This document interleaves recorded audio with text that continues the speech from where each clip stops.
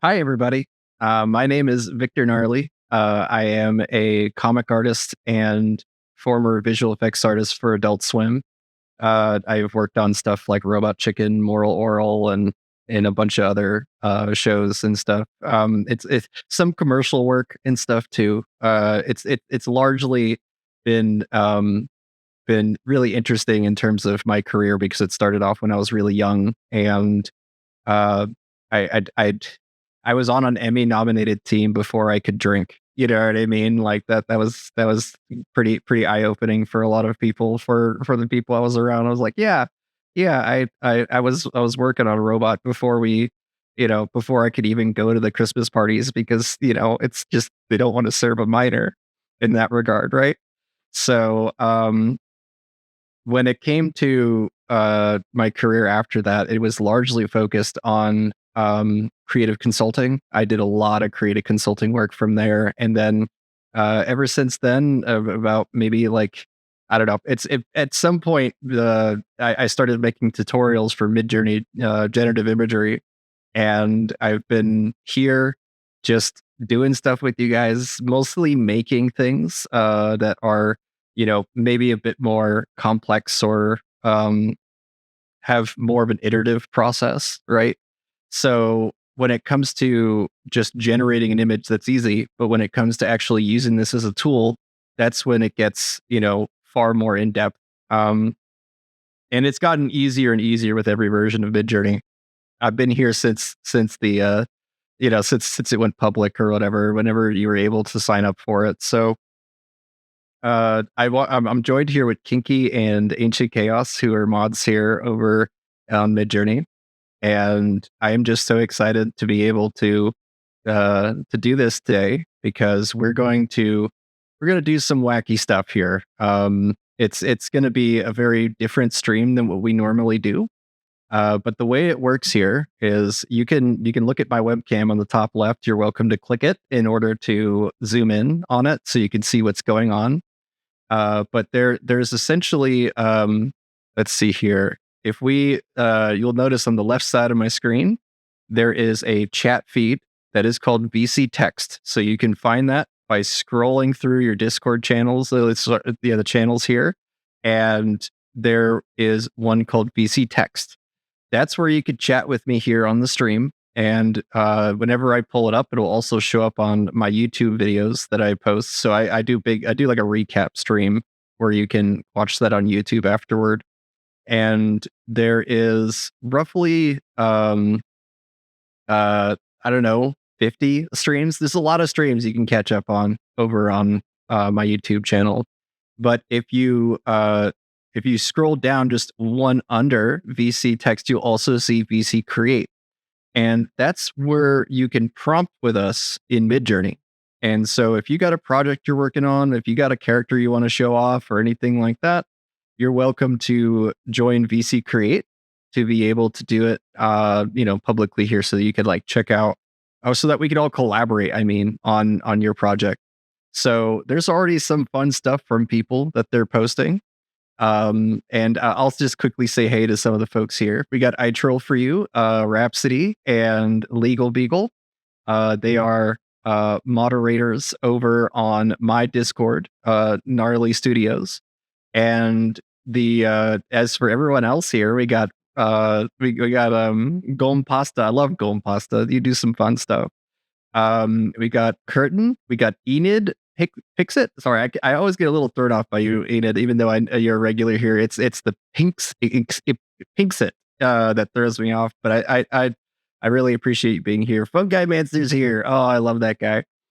We got Really Smart. We got Snoopy Time Lord, Hill Garden. And yeah, and I love that all you guys, the regulars, come in here and we were all able to pink sit. It's pink sit. Okay. Thank you for that. And the main thing for today is that oh, hi Jan, how you doing? One of my favorite things is just interacting with you guys because not only can we, generate stuff together, but we are going to do something really special. We are going to do something called a draw and gen. It's something that I've done before on my Twitch streams. And essentially what it is a way for you guys to use a drawing tablet. And you're welcome to use a mouse, but I highly, highly recommend using a drawing tablet, just to, get that natural hand technique in, right?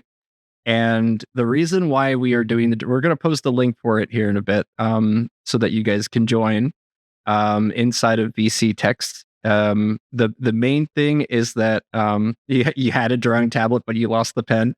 Yeah, that sucks.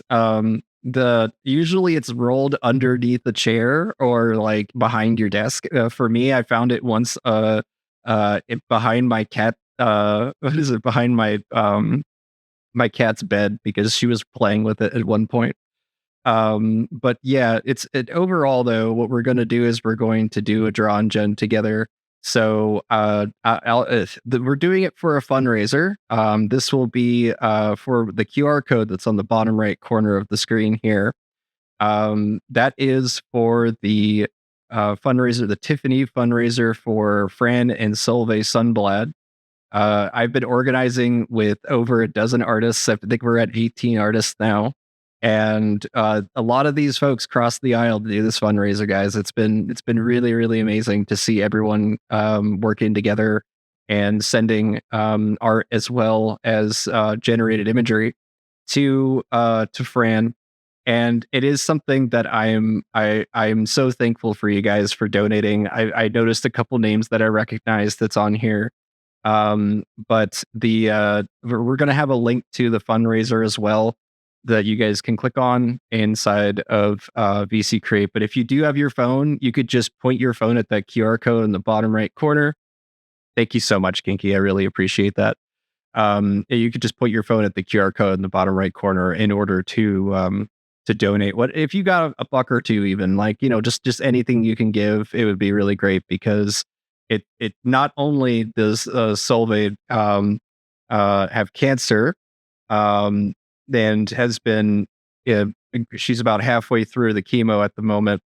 Fran has been dealing with a numbness and pain in her hands that she can no longer continue the series for a little while. She at least has to slow down significantly than she was before, and I'm not going to divulge any sort of personal medical information. Obviously, they do have a potential diagnosis for it right now, but they're still doing tests in order to determine what's the best route for her to get rid of the inflammation that's causing her to not be able to draw. Understand, I drove her down to Webcomic-Con a little over a month ago, and it was just the reality of it was so much worse. And I had to do the GoFundMe. I just couldn't say no because when we were driving back up, she was in so much pain that I had to stop at a gas station just to get ice and a bag, just for her to be able to be comfortable enough to get back home. So it was a lot. It was a lot. And I'm so thankful that I got to go to that event with her. But I just really appreciate you guys. If you guys are able to give anything, that would be amazing.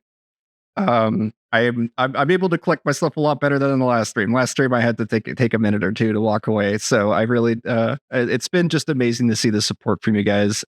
We are at $8,500. All right. Like that's insane. I didn't think we would get that far this quickly. We only started the GoFundMe on Wednesday to give you an idea of just how much support you guys have been giving and all the artists as well. If you're on Reddit, you've probably noticed that there's been a couple, or at least Ardash Comics on Reddit. You've probably noticed that there's been a couple of webcomic artists that have already given that, and I am so thankful for them for making original art to support this GoFundMe and helping Fran to be able to draw or like continue her series and at least continue her characters being visible on the internet. So yeah, okay. So let's talk about what we're doing today.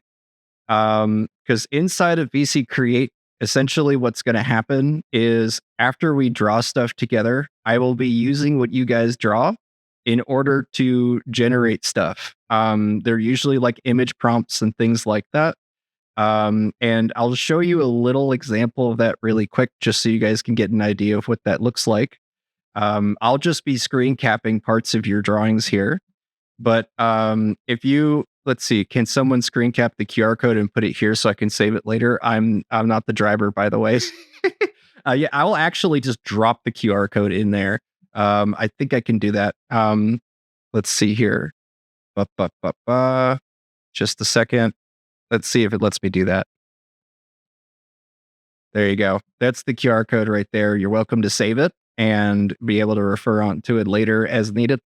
Thank you for ever requesting that, Josh. That actually, I didn't even think about doing that. So that's awesome. Um, but at this point, essentially the way that this works is when we draw something, it will look like this. I currently have this set up to where there is a master canvas on the top right that will show what everyone is drawing at the same time. And then you have the what is it? And then you have the like just whatever I'm drawing will be what kind of takes up most of my screen here. So keep it PG, guys. Like, please keep it PG and try not to post like copy paste stuff into this canvas. I would much rather you guys just draw stuff if you're open to doing that. But it is something that whatever you guys do draw, we are actually able to use that as image prompts and character references and everything else inside of Midjourney. This is actually how I do some of my comics. The chicken dance from Vicky in not the last comic, but the comic before that was done with this method. I drew Vicky doing a chicken dance. And I'll show you guys what that looks like here. Let's see here. Just a moment. I know I can find it pretty quick because I have it saved as a sketch here. So let's see. Just a moment here. Then I go into my sketches and let's see. It's okay. I'll just use what I have drawn here. Just this little Victor right here. Okay. It's a very simple, you notice it's just line art, right? It's just the line art for it. So what I can do is I'm actually just going to use the snipping tool on my computer and that I can just do a quick screen cap of what is here. So I'm just going to grab this. Okay. Actually, let me get a little bit better of a snip here. I want to make sure there's no like bars or anything on the sides of my snip here. I just want the line art. I just want the line art. So I have that here. There's my snip. And then, I'm just going to, I'll just hit cancel for now. And now I'm going to jump us over to the VC Create. Okay. And I will post that snip into VC Create. And what that's going to do is it's going to create a image link that I can use inside of Midjourney. So I just click the tab open here, and now I have a link for that. This is a very low res line art, by the way, so it might be a little funky, but I'm just going to hit /imagine, and I'm going to paste that link and say waving, and then I have Victor saved as a /prefer. So I'll do --cref Victor. And that will use Victor as a character reference because I have him saved inside of Midjourney. And then I want to make sure it respects the line art quite a lot. Okay. So I'm going to do IW, and then I'm not going to go max. I'm not going to go to 3 because I don't want it to look too smudgy because the image prompt is quite low res here. But I'm going to do 2.2. So it's pretty high, but not maxed out. And then I'm going to hit enter here. And what that's going to do is it'll use Victor's image prompt, image links, because I have him saved as a /prefer. And basically what's going to happen is it can be kind of unpredictable about exactly how it's going to handle this, but you'll notice that it basically respects the line art as a guide for the result. Okay.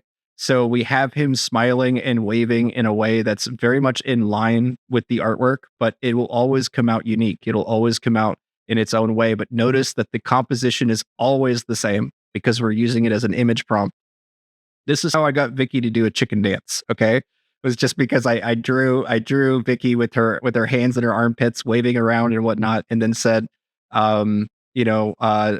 what is it doing, like chicken dance or something. I forgot exactly what the prompt was, but it doesn't matter too much because once you use a character reference and an image prompt, that largely takes over for most of the written prompt that's in there. I haven't really done a lot of this whole draw engine on the Midjourney streams because it is something that does require a drawing tablet to really take advantage of, and I know a lot of people are. I am alive. A lot of people don't have drawing tablets, so we're gonna do our best to accommodate for people here. But you can draw with a mouse. Just know that like just don't invade other people's art. We will be kicking people or moving your art around. We do have admins that are on here. In fact, I'm going to make Legal Beagle an admin really quick. Boop. Okay, he's now an admin. So if you don't mind, guys, just post the link to the draw to the canvas there, and we will get started. This is going to be a very different stream, guys. If there's any sort of downtime, especially with me drawing stuff, I apologize. I don't play music during my streams or anything like that. But if you got any questions, if I see it, I'll answer it. Sometimes I'm looking down at my tablet and I kind of hone in and stuff. So feel free to just yell at me, Kinky or Ancient, if there's a question. I'm happy to answer it. But this is the Tiffany GoFundMe draw and gen, so I'm excited to start that today. I need some ideas though. I've shown you how to use Victor here, that little sketch of Victor. And while you guys are giving me ideas inside of VC text of what to draw, I am going to show you guys how to use /prefer to save your characters. We do actually have a whole bunch of characters on my server, so I'm going to save one of them for you guys right now. You can find Gnarly Studios in the feed as well, but we have tons and tons of different little projects and challenges inside of that server because we're really focused on trying to make characters and stories and comics and things like that. The main thing is that if you look at the channels inside of the Gnarly Studios, you're going to find one called the Character Portal. And inside of the character portals where you guys are submitting all of your characters, okay, we got Carl here, which I'm going to definitely pull up because Carl looks like a ton of fun and it's probably really easy to generate with this method. We got Kravis, which is probably the most contributed character on the server. We have Splinter Sprite by Legal Beagle. Thank you so much for that link. You're welcome just to join that inside of VC Text in order to find all these characters. And what we mostly do here is we teach you how to make these character sheets, right? Like how to make all the different poses and multi-links that you need in order to have a robust character design. Because one image is great, but you can use that as a character reference. But once you have a full list of links, you're able to actually create a more dynamic character from multiple angles. Like, look at this. Look at Junctor here. Like, it's so one of my favorite new characters is Junctor. And I made a joke that it's like the plot line that you guys were going for here was Wally but sexy. And I find that really funny. It was like, look at this composition, guys. Like, this is all because of the new web editor where you could start off and then change your cropping and canvassing very, very dynamically. It's so cool. It's so cool to see that. So what we're going to do is we're going to do a /prefer, but I do want to hear from you guys what you want me to draw. Okay. I'm happy to draw a little sage for you or whatever you guys want. Just tell me what they're doing. But let's go ahead and save Junctor here inside of Midjourney. And you can see they're all the links because let's see, version. I created version 2 because there was one hard for consistency sadly. So version 2 is attempted to simplify the head. Okay, cool. So what we're going to do is we're going to save these 6 links by copying them. Okay. And then I'm going to hop back over to Midjourney here. And let's see here. Go show servers, Midjourney. Okay, cool. So I love all this I'm alive Trogdor kind of dragon dude here. That's pretty fun. But the way you save your characters in Midjourney is really easy. You just type /prefer, and then it says option set here. Okay, you click option set, and then I'm gonna write Junctor, as the name of the character, and then hit the plus one more button here. It doesn't look like a button, but it is. And then you hit value here. That will let you paste a value for this prefer, and you just paste those links for your character. The way you get all those like dynamic poses and stuff, you can look at my other streams on YouTube in order to learn how to do that today. We will not be covering that today because we'll be focusing on drawing today. Totally change of pace from what we normally do here, but with it being a charity stream, feel free to, screen cap or click on or just get the QR code or join the GoFundMe and give, $5 or something. That would be super helpful for Fran and Son and Solveig today. Okay. Also, feel free to invite people to this stream, by the way. Like you can right click on the stage and actually save people, send people this link. So what you do is you right click on the stage here, and then you click copy link, and then you can send it to anyone else that's on Discord that's a part of the server, and have them join here today. So what I'm going to do is I'm now going to hit enter on this value, and now Junk Tour is saved on my profile. Okay. So there's sometimes instructions for specific characters. So this result might be a little different than normal. Like sometimes you have to use Niji. Sometimes people have specific, as Rhapsody calls them, spells for their character. For it's basically just prompts that are the words that you always use with your character. But what I'm going to do is just hit / imagine, and then I am going to write --cref, that is character reference, and then -- Junk Tour. That's the one we just saved. Okay. Now we'll go to the front of the prompt and we'll say what Junk Tour is doing. Okay, so let's say an animated sci-fi film with, and then we'll just write action scene. Okay, just something like that. Thank you so much for linking the GoFundMe inside of VC text here today. So much with that, Kinky. Thank you. But now that we have Junk Tour saved in here, I'm going to hit enter to see how this goes. And then we'll make decisions based on this result about what we need to change and stuff in order to get a more dynamic or interesting result. The main thing is the default result from Midjourney, okay, will always be square like this.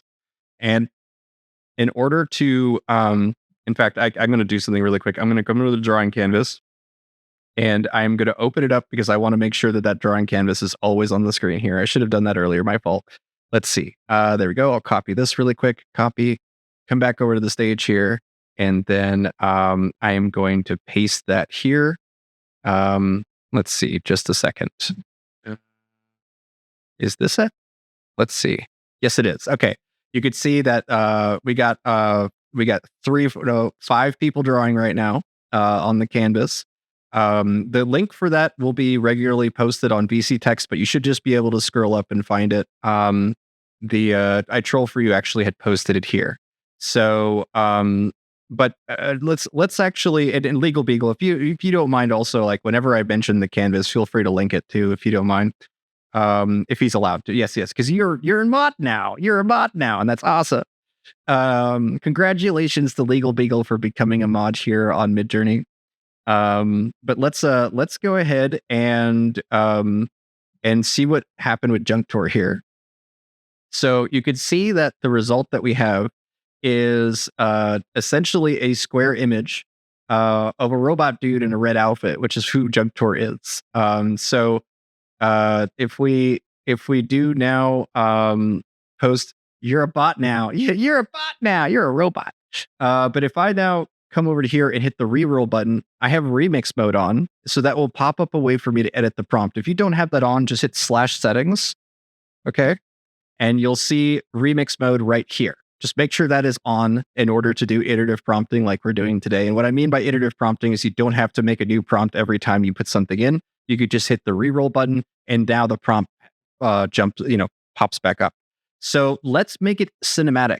Let's add an aspect ratio, AR 16:9, to make it like a TV show, a modern TV show. Anyway, if you were doing a 90s TV show like Friends or anything, which that's a hint, by the way, the next Sage comic is about Friends, because the premiere for Friends was on September 1st, 1994, and that comic series is set 30 years in the past.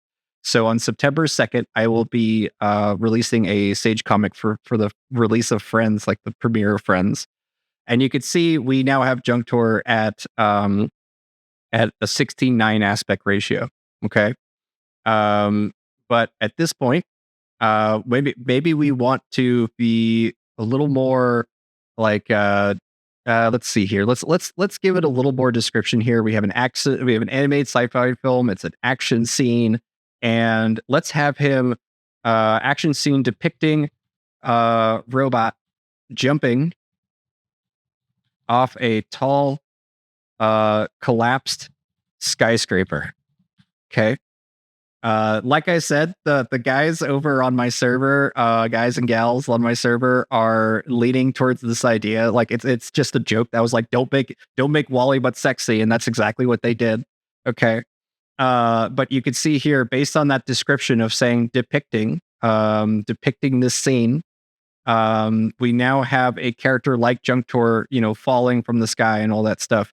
If we now lower the character weight, we'll get a more dynamic shot in the sense that it is less strict to the character, so it allows for more flexibility in the final result. So we'll use hyphen character weight, or CW, and then we will switch that to something lower, something like let's do 65. You can go anywhere between 0 and 100.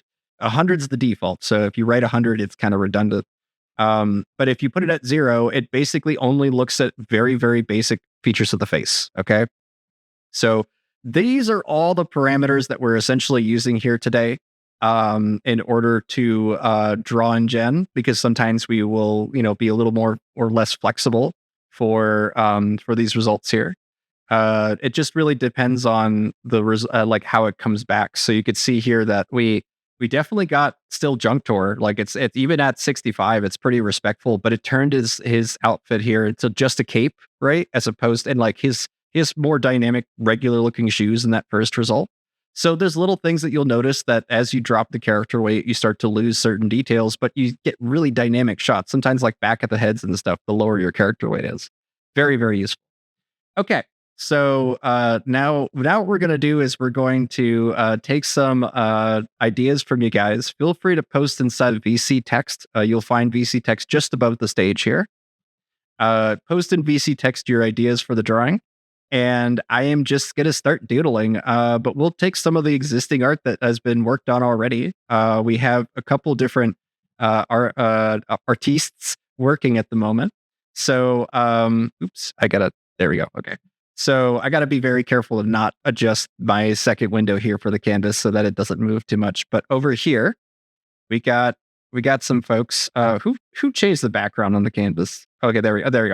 That little dragon dude, okay, that you guys have been seeing inside of the feed here, was a little drawing, the one that I was like Trogdor, from like the Trogdor one.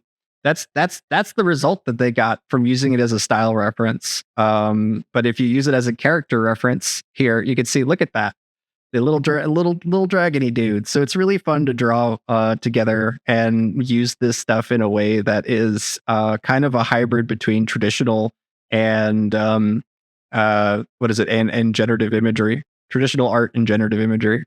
So let's go ahead and hop ourselves back over to the canvas and grab one of the pieces that have been worked on here. I'm actually going to grab Legal Beagle's character really quick here. He's got a fun little I keep doing this. I keep changing the wrong canvas because it's bigger on my screen. So let me just pop this back up here. Okay, cool. So let me hop us now over to Legal Beagle's like kind of like Street Fighter dude here. Okay. So what I'm going to do again, I'm going to grab the snipping tool and I'm going to snip this canvas. Okay. And you can see it left like a black bar on the top. Understand that if you do that, if you leave any sort of artifacts, it will show up in your results in some way. It could be just the border of a screen or something like that. So instead, just redo your snip so that it's a little lower and doesn't have any of those kind of artifacts in it. You just want a clean white canvas like this. Okay. We're going to copy that. And we are going to now hop us back over to VC Create. Oops. And boop. Okay. And I'm going to paste Legal Beagle's character dude here. Okay. You could tell that like whenever, especially when folks are like novices or they're just learning to draw and stuff, sometimes the results you get are like really inspiring because it lets you know like the potential of where your character could be in the future, as especially as you get better at drawing and stuff. So we can use it as an image prompt by just posting a link here and then writing what he looks like. Okay, so like let's do uh redhead Street Fighter. Okay. And I'm just going to hit enter on that base mid journey. No Niji, like anime data sets or anything like that. It's just going to be mid journey, and we're doing a straight blend, which means it's just a link and a prompt. The results that you get with it, look at that. Look at that. I'm going to zoom in for you guys so you could see. That's Legal Beagle's character that he drew, right? And has been interpreted by Midjourney because we're just doing it as a image blend. So 50% of the result is based off of the link, right? And the other 50% is based off of what is drawn. Oops. So what we can do to kind of adjust that value, okay, is I need to get rid of this in the Zoom really quick. There's a little bit of an artifact on my stream. Just a second here, guys. Sorry. Where is this? Drawing. Just a moment. Sorry. It's a little tough because sometimes there are certain things that are like blocked. There we go. Okay. There we go. And you could see here that what we can do is we could hit reroll because we got remix mode on. I'll be able, actually, I'm going to also grab the canvas here because I realized that. Hold on a second. One more thing, guys. Sorry. Drawing canvas. Perfect. Copy this. And now in my Zoom, I'm going to actually paste this as well. Paste reference. Okay. And then I'm going to drag that up. And I am going to then bring this down below me here. Just a second. Okay. There we go. Awesome. So you guys, as you're doodling and stuff, will be able to use that. Whatever you guys draw, I will try to reference and stuff. But what we're going to do is we're actually going to adjust the value of the drawing. Okay. So right now the default is 50-50 basically. But if I write IW, then what we can do is we can drop it below 1. So let's do 0.3. Okay. This will much less refer to what Legal Beagle drew and provide lean much more towards whatever's written in the prompt. So redhead Street Fighter kind of thing. Notice that now it's so much more Midjourney-ified in terms of the AI aesthetic of it all. It definitely has an AI aesthetic now. But if I now hit reroll on this and I change that IW value to something like 2.2 like we did earlier, it's going to be based far closer to what was drawn, including the white canvas behind the character. Okay. His skin might be white, like that kind of stuff. But look at this. Look at this. It basically cleaned up his art significantly and kept the composition far more faithful. And the eyes are like super, super clean. Like this is in terms, like if you compare, and I'll zoom in here so you guys can see. Let's just compare it really quick. So because Legal Beagle is drawing this, he's a novice artist. There's certain things like proportions are tilted and shifted to the side. I'm trying to be like, fair with the critiques, and stuff like that. I'm not trying to like dog on you, but yeah. Victor, you have a couple people in the chat saying that they lost access to the canvas. Oh, they did. We probably maxed out our numbers here because there's a lot of people here already. So if you're not drawing right now, jump off the canvas. But this is something new for us guys. So we'll see what happens here. I don't really know any sort of bugs from Magma. I don't really know. We might need to make a second canvas or something if it gets too popular. We'll have to see. We'll figure it out. Okay, back again. It probably is just a bug. Remember, we're working with cloud services here. We can't really predict when Amazon AWS just fails on us or whatever. But I want you guys to notice the proportions are now even in the character art. You have clean eyes, balanced eyes on both sides. The way that the hair flows in front of the bandana is really interesting on the fourth result, right? And on the second result's actually a little more faithful to just the idea of it being one, but the fourth result looks like something much cleaner, something that you would see in a like a production or whatever, like concept art or whatever. So this is a very, very cool way, just by adjusting one parameter, the IW parameter, you're able to essentially clean up your own art. Okay, so look what you guys are already doing. You've gone ham with it already, and that is just so much fun to do. So let's go ahead and grab another art piece here. Fantasy drawing. Okay, and we're just gonna zoom. Oh, that's right. I gotta fix this master canvas link here. Okay, I think that should be good here. Okay, so we're gonna now grab another art piece here. Let's see here. We got Phantasma here. Okay. And I think I have Phantasma saved. I have to look if I have it, but what I'm gonna do is I'm gonna use the snipping tool again. And then I'm going to just snip this. Oops. I need to reset this actually. Oop. And then new. Okay. That's fine. That's fine. We can keep that as is. So I'm just gonna copy this here. And we will now paste that link into VC Create here. And before I submit this in, I'm actually going to make sure that I grab Phantasma. You can find Phantasma on my Discord server. Phantasma is the city of our fantasy series that a bunch of folks are contributing to here. So let's go ahead and by the way, I did see that I Troll for You posted the link to the Magma canvas, and it may not have worked. He might have gotten kicked from the server for doing that. So I apologize for anybody that is like posting links and stuff. If you do post a link to another server or anything like that, unless you're a mod or an admin or anything, you will get in trouble. You might need to rejoin the Midjourney server or whatever. Wait. No, you're here. Good. You're here. Good. But let's go ahead and go to Gnarly Studios really quick, and I'm going to grab Phantasma. So we go under the character portal here. Sorry, not character portal. We'll go into the Fantasy Nexus, okay? Because this is where we're submitting all of our fantasy stuff. Got trolled by Victor today. Yeah, I did. I totally trolled you. But what we're going to do is we are going to scroll down to the second result here. That is Phantasma. And the inside of here is the style reference for the fantasy series. So it's really easy for you to make productions that are in style to the fantasy world.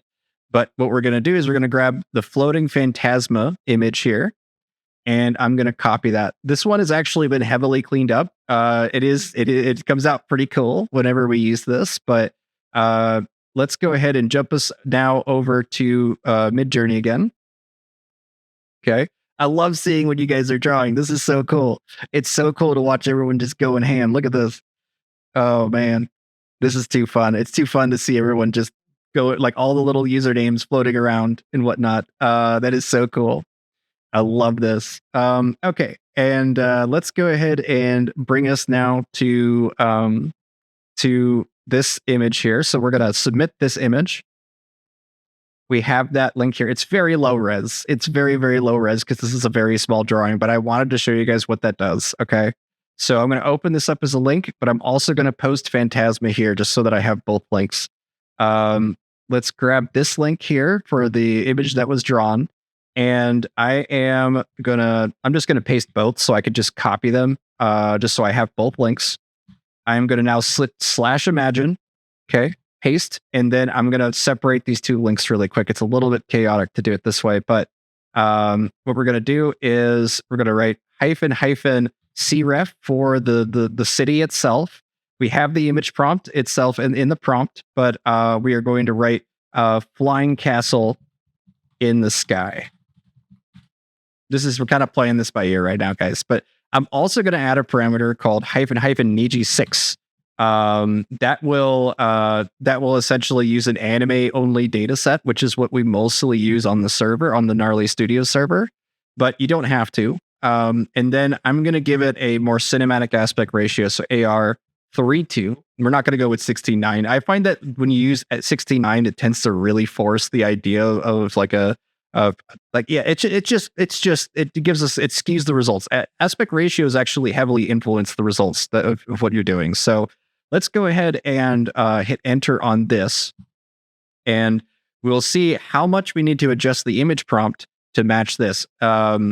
And you'll notice that the screen went black there for a second. That's because somebody accidentally used the paint bucket tool. If you screw up, don't panic. Don't panic. Just make sure that you that you undo it. Standard Photoshop, and because this is the entire thing is based on GIMP for the Magma canvas. Okay, so if you're familiar with GIMP, then you know how to draw inside of Magma. But let's go ahead and see what this result looks like in just a moment here. I'm going to take a quick sip of water while you guys are looking at the drawings here, and I'll be right back.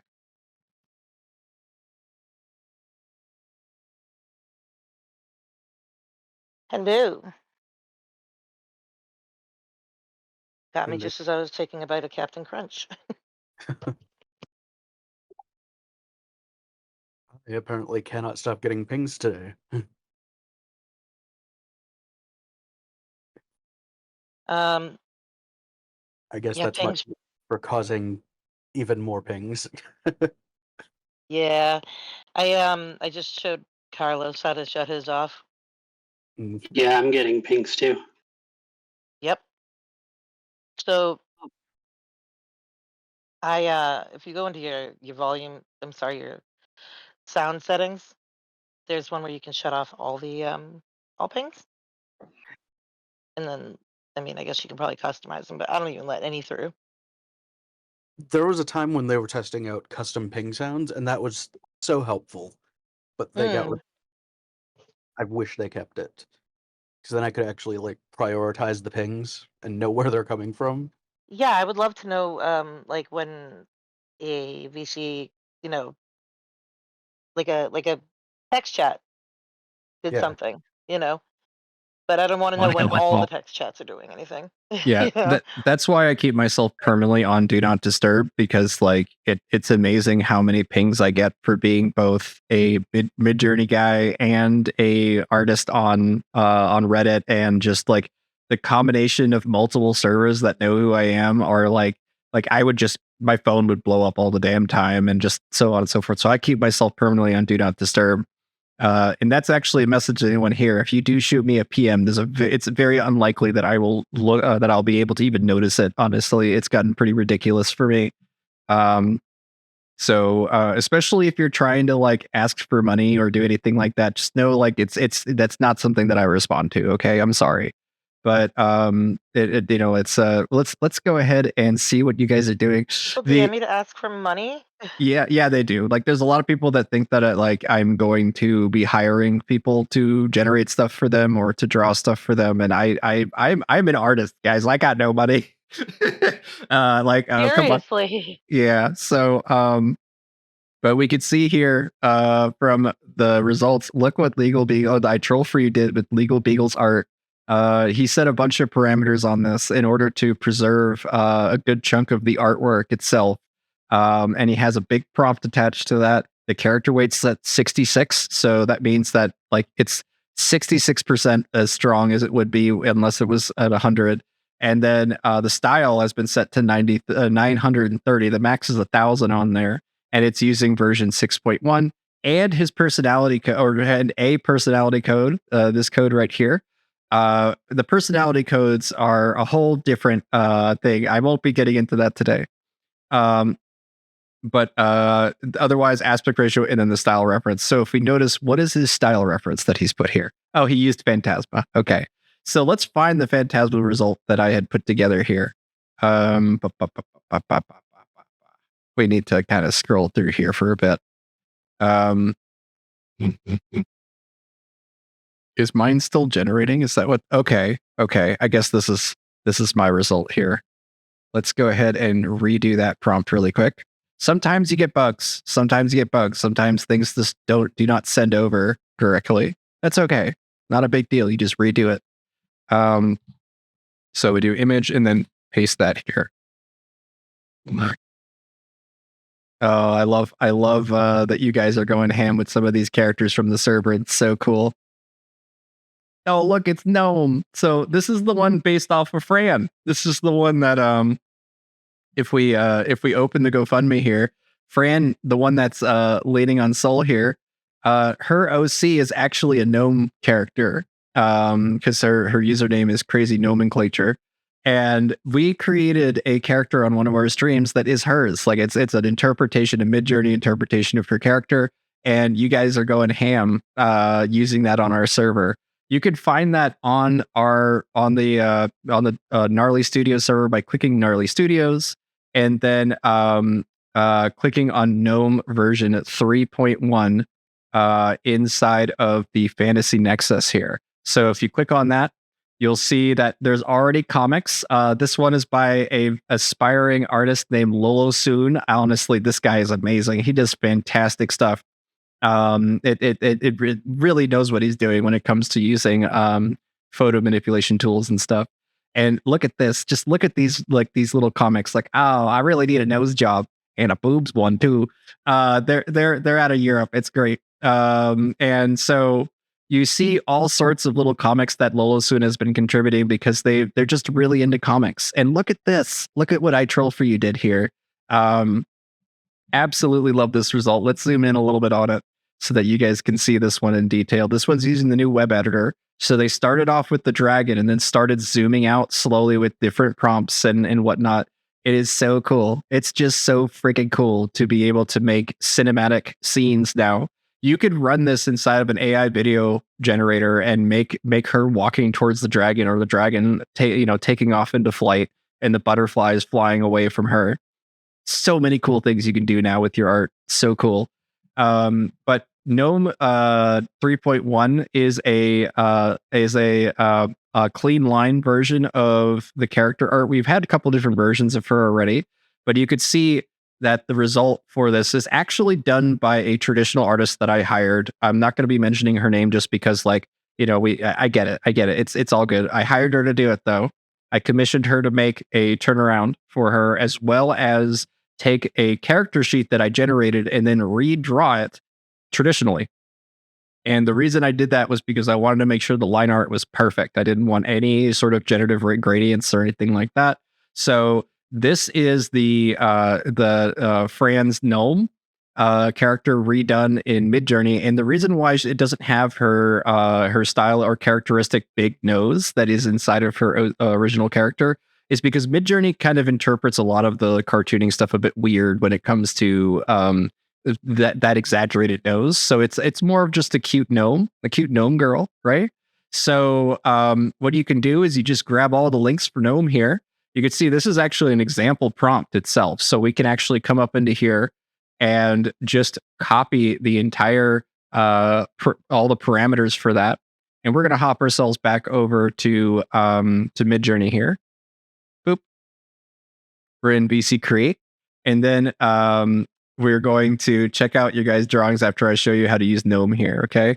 So we're going to hit /imagine. And then I'm going to paste all the parameters for GNOME in here. There's already a style reference set for Phantasma. That is the Phantasma style sheet.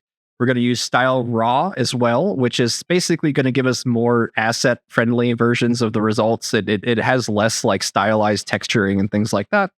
And we're going to give an event or something for GNOME to do here. So let's think of something fun really quick. Let's have her eating ice cream. Just something. Eating ice cream with a dragon. Why not? Okay. It might make the dragon kind of gnome. We'll see what happens. But I also want to let's just leave this as is. Okay.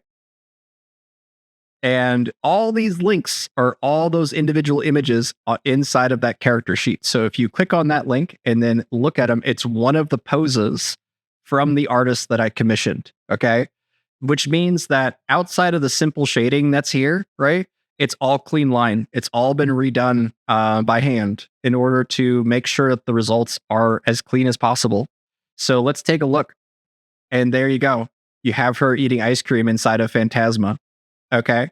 So it's amazing. It's just utterly amazing what you guys are able to do here by combining and having knowledge about how this stuff actually works. Look at that. So cool. You're welcome to use like variation subtle to preserve the composition by not changing the prompt at all. Okay. So variation subtle, and that means that we'll generally get her sitting on her knees or otherwise in the middle of the canvas here with the buildings in the background, so on and so forth. Look at that. Okay.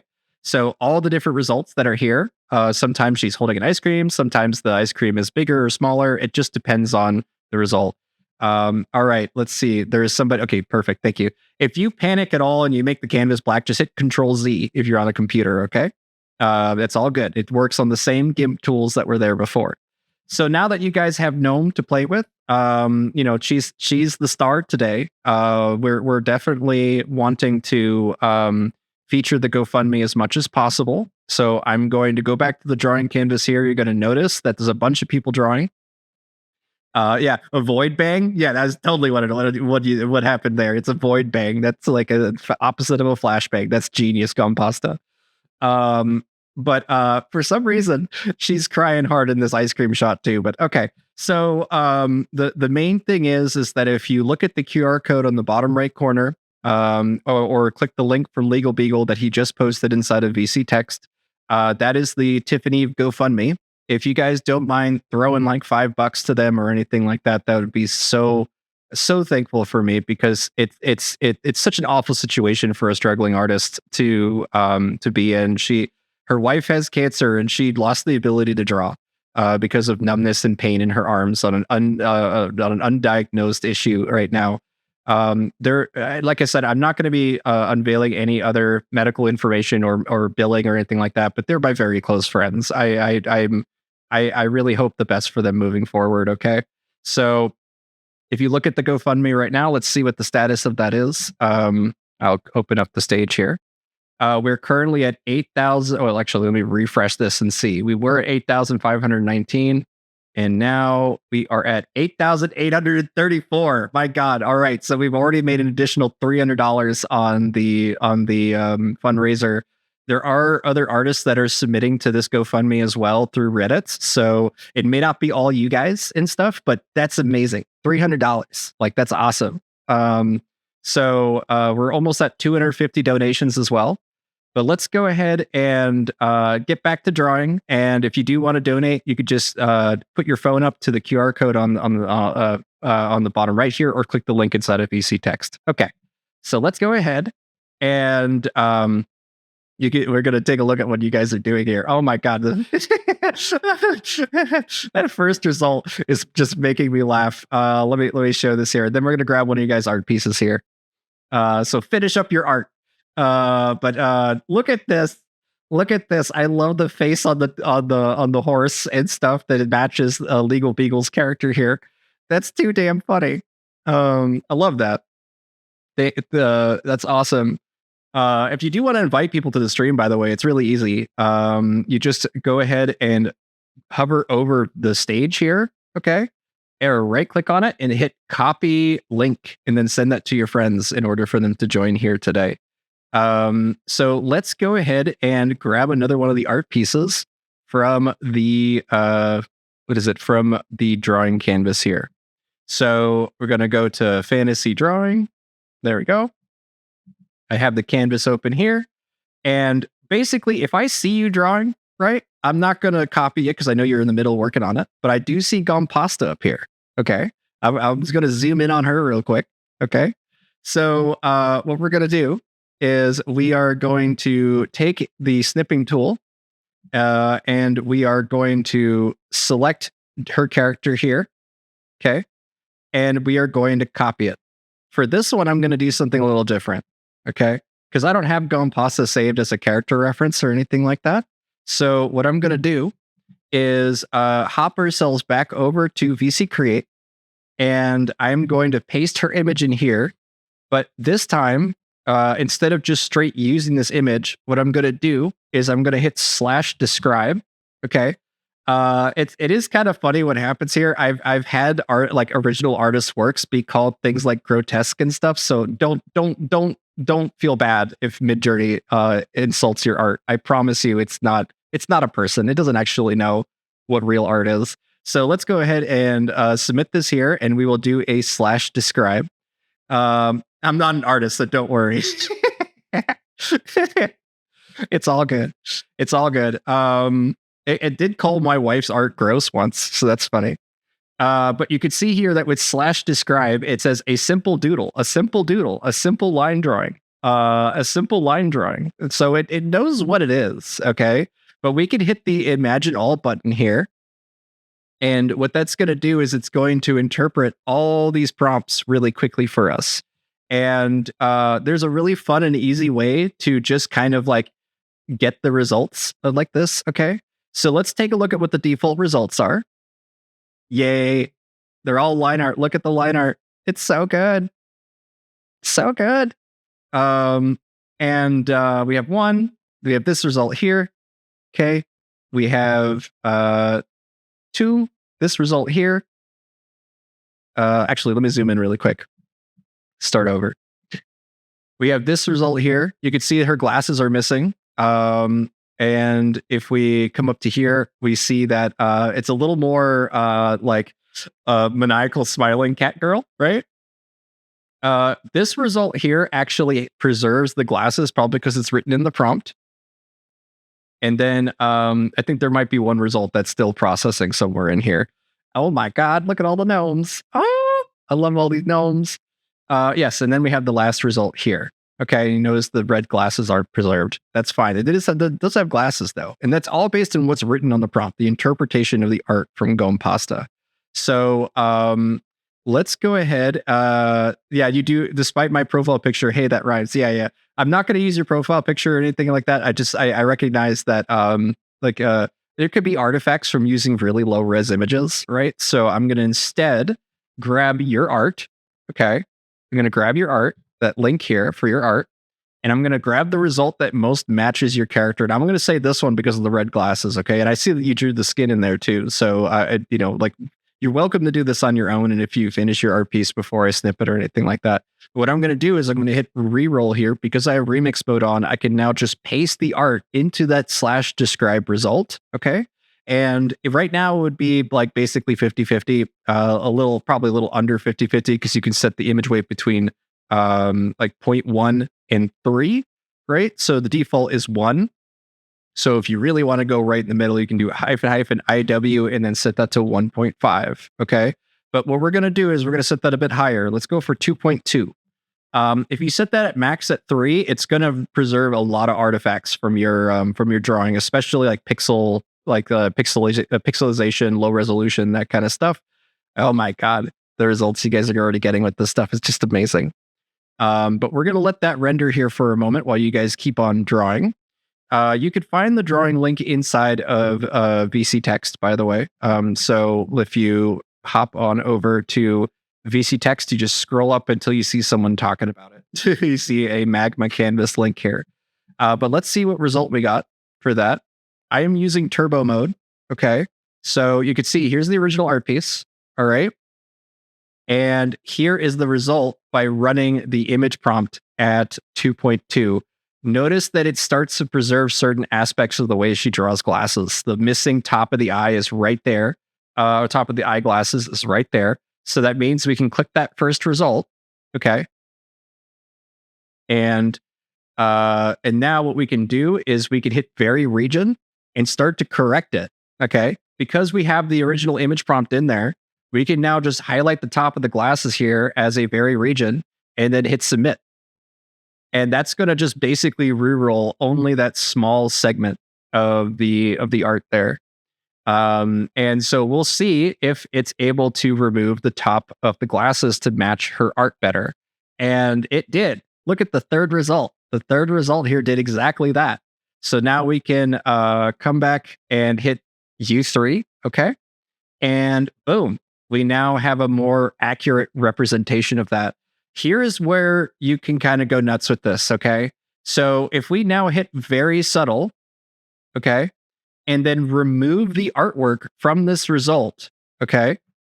And then submit this. Remember, variation subtle is going to preserve the composition as much as possible, okay? So that means that if we now remove the art from this result, then that means that the result will be cleaner because it doesn't use any of the kind of like low resolution art or nothing like that. Oh my God. Okay, all right, hold on a second. So now if I click this one here, look at what it did for like some small details for the sketches and stuff like that. We can actually go even farther with this and change more than just remove the art from the prompt. Okay. So let's go ahead and now describe it as a finished art piece. Okay. So I'll come back into here. I'll hit variation subtle and then remove the artwork itself so that it doesn't reference that at all. We can remove image weight because there's no more image inside of the prompt.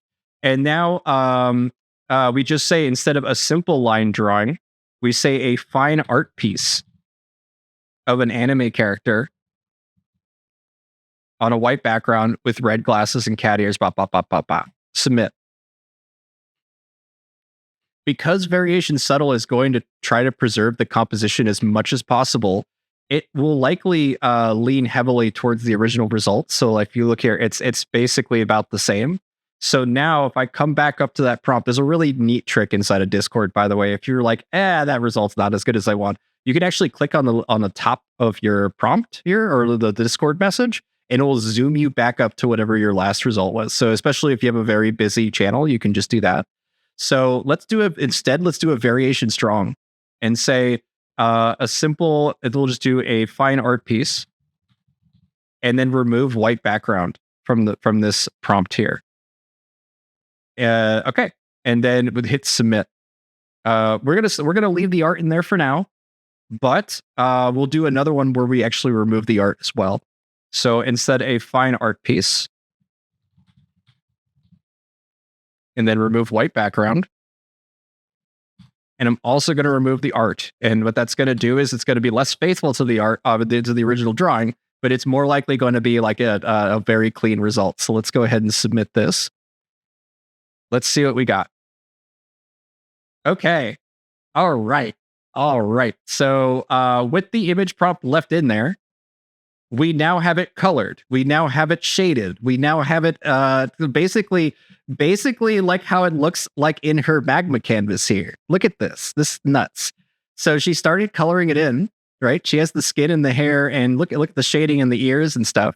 But if we now look at the result here, it has basically the same thing. It started to shade and color things in. I never told it it's like a fair-skinned girl or anything like that. It did complete the shape of the glasses, so we would have to come back and clean up the tops of the glasses to no longer preserve that. But you notice that it has the sketchier line art style from the magma canvas still preserved. But when we removed the link, when we removed the art and did it as a variation strong, now we have Midjourney just going ham on these results. It's just ridiculous what you can do by using variation strong with your art, by removing. Basically, you run the art through Midjourney, you get the composition that you want, you get the art, like you get it as close as you can. It's important that it becomes a Midjourney image, and then you hit variation strong and remove the artwork from it. You could basically change it into anything you want, and it's going to preserve the composition as much as possible. Okay. So now we would just start to inpaint the top of the glasses and start to make it look a lot more like her art here. But it doesn't really have the kind of like happy face or whatever. That's because of what's written in the prompt. You can hone in the results as much as you want and get a result that's interesting to you. So that's cool. That's awesome. I love this. Oh my God, a Catwoman dancing at the park. We're using it as a character reference now? Yeah. I love this. Let's go ahead and zoom in a bit on that. That's awesome. That's just really cool. We have a couple different characters here. What is it? Victor, please generate me. I will eventually. Okay. Yeah, Victor, please generate me. Me. Yes, I know. We'll get there. Jan. This character here. I love the cloud monster. It's awesome. But just go ahead and have fun, remixing and changing things around. I see you threw me on the bottom left corner there. It's kind of more like a Marvel-esque version of me on the bottom left there. I love it though. That's really funny. That's awesome. Love that. But if we now take a look at the okay, one day soon. Okay. I don't know what's going on there, but that's fine. But what we're gonna do is we're gonna jump back over the canvas here, and we're gonna grab another art piece. So thank you so much for going pasta for making that little character here. That's just awesome. Whoa, we got some fun stuff being drawn right now. Let's take a look at it. So look at this. Look at this. This is just awesome. Look at this. Look at this. You're a cartoonist. You know what the hell you're doing. Holy shit. Sorry for the language, but oh my god, this is awesome. Who did this? Oh, sudden llama. Fuck yeah, dude. Yeah, sorry, I gotta. I'm cursing. I'm so sorry, but that this is awesome. I'm gonna let you keep working on it. Okay, we'll go back to you. We're gonna come back to you. Promise. That is just so freaking cool. And oh my god, what is this? What is this, dude? I'm gonna do this, dude, because I have no idea what's going on there except for the belly face. That is just freaking amazing. Is that Hill Gardens? Did you do that? Oh, that's awesome. Look at the dancing. Look at all you guys dancing around. So I'm going to take a screen cap of this one, but I want to make sure that that it's clean. I know you guys keep jumping on the screen here. So let me go ahead and do a clean little snippet here. Move your mouse away from the line art, please, just so that I'm able to get a clean snip of this. Thank you. And we will come in and highlight select this. And what we can do is we could actually clean a couple of the artifacts up here pretty easily. You see here, it has some stuff on the left from the snip. Okay. You can also just save the canvas. When we're done here, we're going to save the whole canvas and have you guys be able to keep it for whatever purpose you guys want to use it for later. Cursor characters wham? Yeah, eventually. But now what I'm going to do is I'm actually going to open Photoshop here, and I'm just doing that so that I can quickly edit this snip here. Did I end up cutting his foot off a little bit? No, that's how it is. Okay, that's fine. So I'm just opening up Photoshop here so that we're able to clean up our little snip here. If you want this at the highest resolution, just export the canvas. Okay. That's how you would get the highest result here. So just give me a moment for Photoshop to load. It's definitely going to lag my computer for a second as Photoshop beta opens. Just a moment. There's a lot going on here, guys. So I have tons of stuff open. It's going to take a second to load everything. So I'm going to hit File, New. You almost saw a spoiler for the next Sage comic. But I'm going to hit Create on the clipboard here. And then I'm going to paste that result that we snipped, okay? And now I'm just going to get rid of the little bit of the artifact here on the side by making a new layer. And then selecting the white and then pasting that in here. I just wanted to get rid of that little bit of that on the side there. Everything else is fine. So I'm going to now collapse that down, copy that, and then we're going to bring that over to VC Create. Hill Garden, if you don't mind typing, can you describe this character the best you can? Just because /describe's not really going to understand this character, I don't think. He looks like a plumber in the terms of, like, I see plungers in his hands. I know it's bells. I think it's bells, but I'm definitely imagining two plumbers. But I would love a description of your character, and the more descriptive, the better. Okay, that would be very, very handy.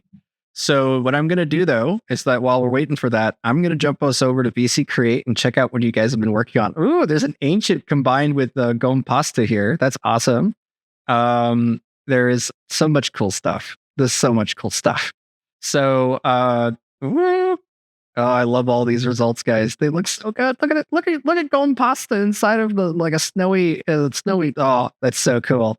I love it. You're always going to have some variation on this stuff. You can't control every aspect of it, but that's what iterative prompting is all about, is that you find the amazing starts to your results, and then you can go in and so that by the way, the user that drew a bunch of squiggly lines in the middle, that's the very top layer that is from Disgusted Crane. Don't do that, please. And we're going to end up removing art that's like that. So, like, if we come into here, I'm just going to hit kick from layer, I think. Kick from layer. And then I'm going to, there we go. Thank you guys so much. So now what we're going to do, though, is we are going to paste that result from Hill Garden here and he is currently typing up a description for me in order to run this probably as a character reference. No, not a character reference. Probably just going to run it as an image prompt with the result and see what we get. If you do have an existing character, you can basically run this as a image prompt and then a character reference on top. But he is a morbidly lazy dwarf wielding 2 bell maces, sturdy warrior shaman type. Perfect. Okay, so I'm going to copy that. I'm going to open the link here for his art, and I'm essentially going to write /imagine. I'm going to paste his description, and then really anywhere, either on the front or the back of the prompt, you just don't want to split this up. Like, don't post the link in the middle of this sentence, okay? I'm going to zoom in a little bit so you guys can see this. Don't post the link in the middle of sentences, otherwise that creates a multi-prompt. You want to do the beginning or end of this prompt, so we're going to go whoop, and then submit the link onto there. And we're going to say that it's a morbid little lazy dwarf wielding 2 bell maces, a sturdy Warminshire Charmin type. And I'm going to say that he's sitting on the floor, just to kind of match the action of what's inside of the art here. And then I'm going to hit submit. We're not running Niji. We're not running Style Raw or anything like that. I am running version 6.1 by default, though. So look at this. Oh, man, that's awesome. So you could start to see it's saving the composition because we're using it as an image prompt. Okay. So amazing what you guys can do here just by running an image prompt with this. So let's actually kind of screw around a little bit with the image weight here. Let's go ahead and drop that image weight. So let's do, because the default is 1. So I'm going to drop that to 0.3. You can go as low as 0.1. You could go lower, but I don't think it actually does anything. So let's see here. Let's see what the result is of setting the image weight to 0.3. Essentially, it's going to be a lot less faithful to the art that was drawn by Hillgarden, but it is still the same composition, okay, for the most part. And that's just awesome. It's just awesome what you can do. But let's go ahead and max it out, because that's something we haven't done yet. So instead of 0.3, I'm going to get rid of the dot, and now image weight of 3. That is the max value for this, okay? So it's just awesome to be able to max this out and see what we get. Oh, there's some furries going on here. Let's see what we get for a image weight of 0.3.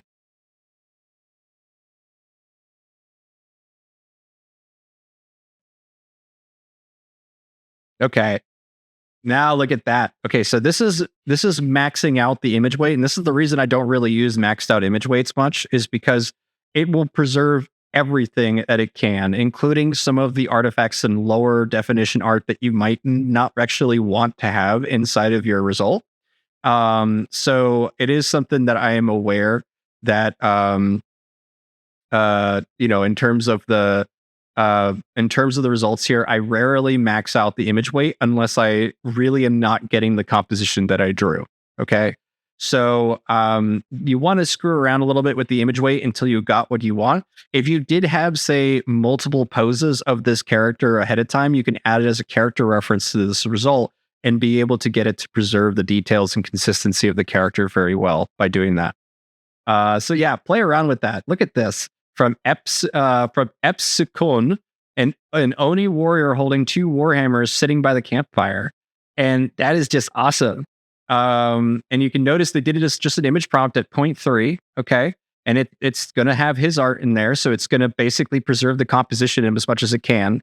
If we did not have his art in there, I want to show you guys what that looks like, okay? So this is going to be the exact same prompt, but not guided by Hillgarden's art at all. Just so you guys can see what the diversity of that is and how important it is to be able to draw a image prompt in there. Because right now the character is sitting and taking up a majority of the frame. Even with a low image weight, it's about all 4 of these results are about the same. We didn't get a lot of diversity on the composition because that's the intent. Okay. But if we now look at what happens when we we're just going to give it a second to load here. And oh wow, there's furries going on here. Oh, that's awesome. I love that. But now take a look at this. So yes, it is what is described, right? But look at how the camera has now been allowed to move, right? But also the character is dramatically different than it was before. There's essentially so much more diversity that your art isn't guiding it, obviously. So that means that that there is no front face. It's always this kind of different camera angles every time around. The image prompt preserves the composition. That's really what it does best. And you can just start to play around with some of the with some of your art to be able to learn how to guide it with a canvas. And the Magma canvas is really handy to be able to say, hey, I'm just going to do it a little bit with my buddies on Discord, and we're going to start running these as image prompts and getting some cool results for that. So at this point, I am going to grab another piece here. Let's see here. I'm going to jump over to the canvas drawing. Okay. And get rid of Photoshop here. I'll just minimize it. My computer can just die. It's all good. It's all good. It's all good. We'll see what happens. But I gotta grab this.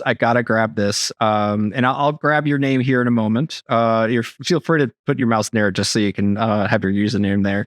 But I love this cartoon character, man. You did such a good job with this. Such a good job. So I'm going to zoom in as much as I can. Okay. It's so good.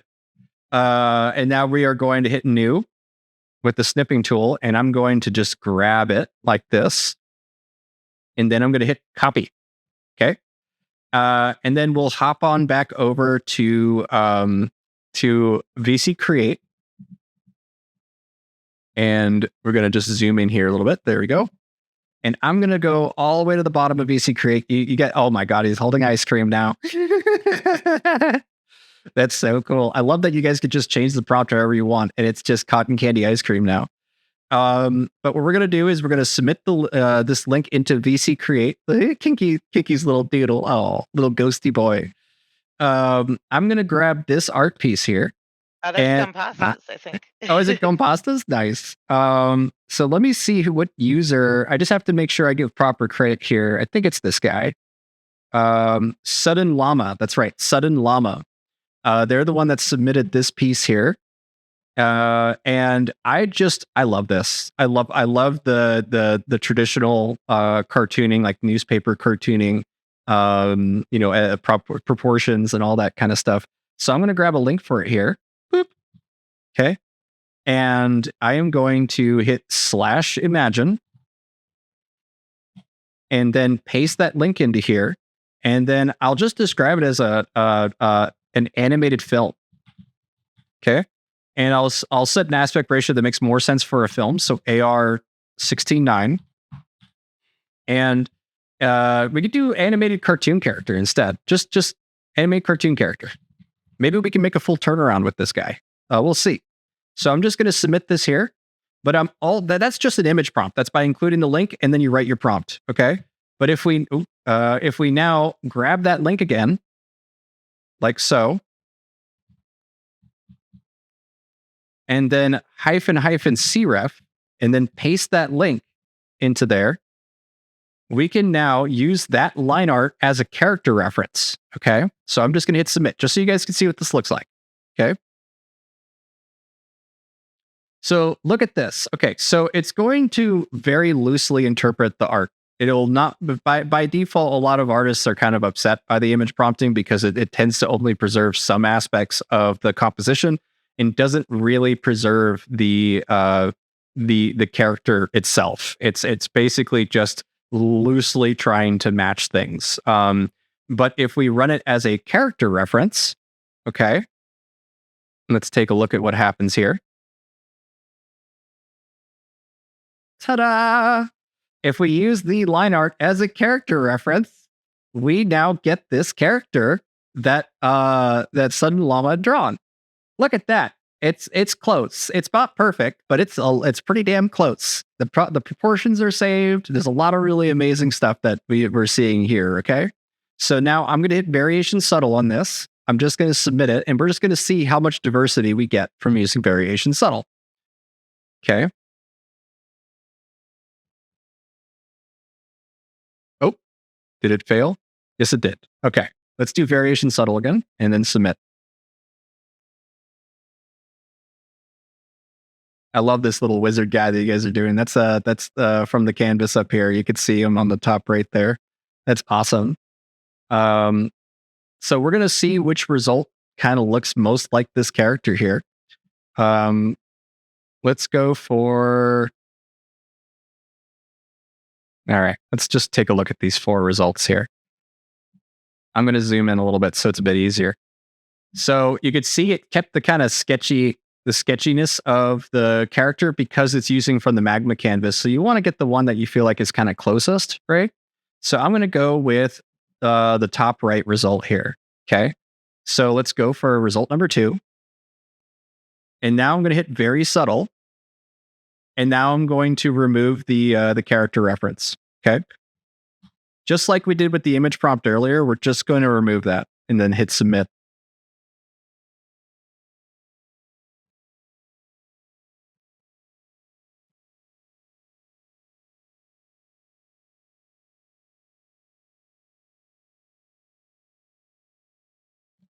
All right, let's take a look at what that did. By removing the character reference but keeping variation subtle, we were able to preserve the details, to preserve the composition, but now it's starting to clean up the line art significantly. We're getting more of a Pixar effect. There's more 3D shading that's inside of this result. So let's go ahead and pick that second one here.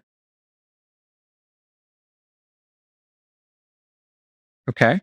And now we can use this generated image, okay, as a character reference.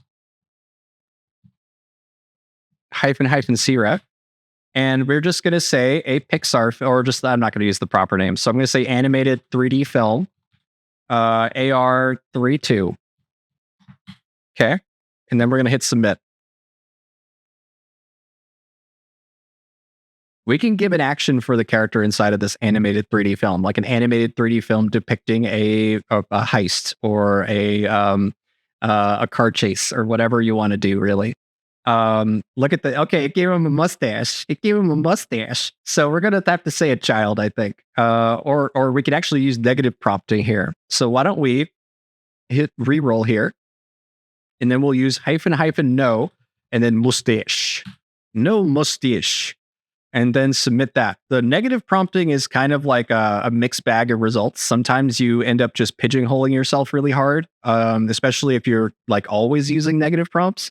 But it is a lot easier to find to find the patterns. Like you see, especially if it's in all 4 results, that's when I use negative prompts the most, because that means that it's a misunderstanding on Midjourney's side.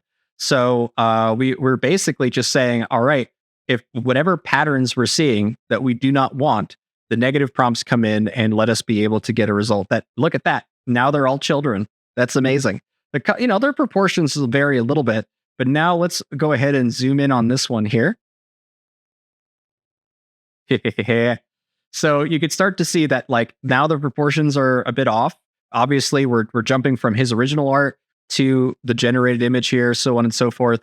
It just kind of bounces around. Who posted that QR code? They're fudging with it. It's okay. So you could see the proportions are a bit off, right? So why don't we use now the art piece to guide the image a little bit? Okay. So I'm going to grab the character here, the original art, and let's do a variation strong of this. And then we will submit that link at the front of the prompt. This turns it into an image prompt. It will basically be about 50-50 here. And then we'll hit submit.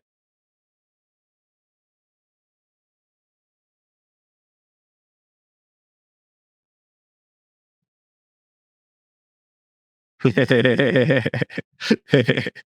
we got the proportions back. It'll always try to preserve the composition as much as possible to the image prompt, okay? That does mean we get some of the line artiness back, okay? But we can now come into here and we can hit submit on this. So we have this like hair flip in the front. We don't want that. So let's get rid of that. Let's go for the second one, actually. Okay.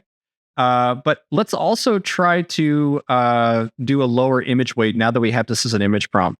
So I'll hit reroll on this. I'm going to hit --IW and then drop that to like, let's do 0.5.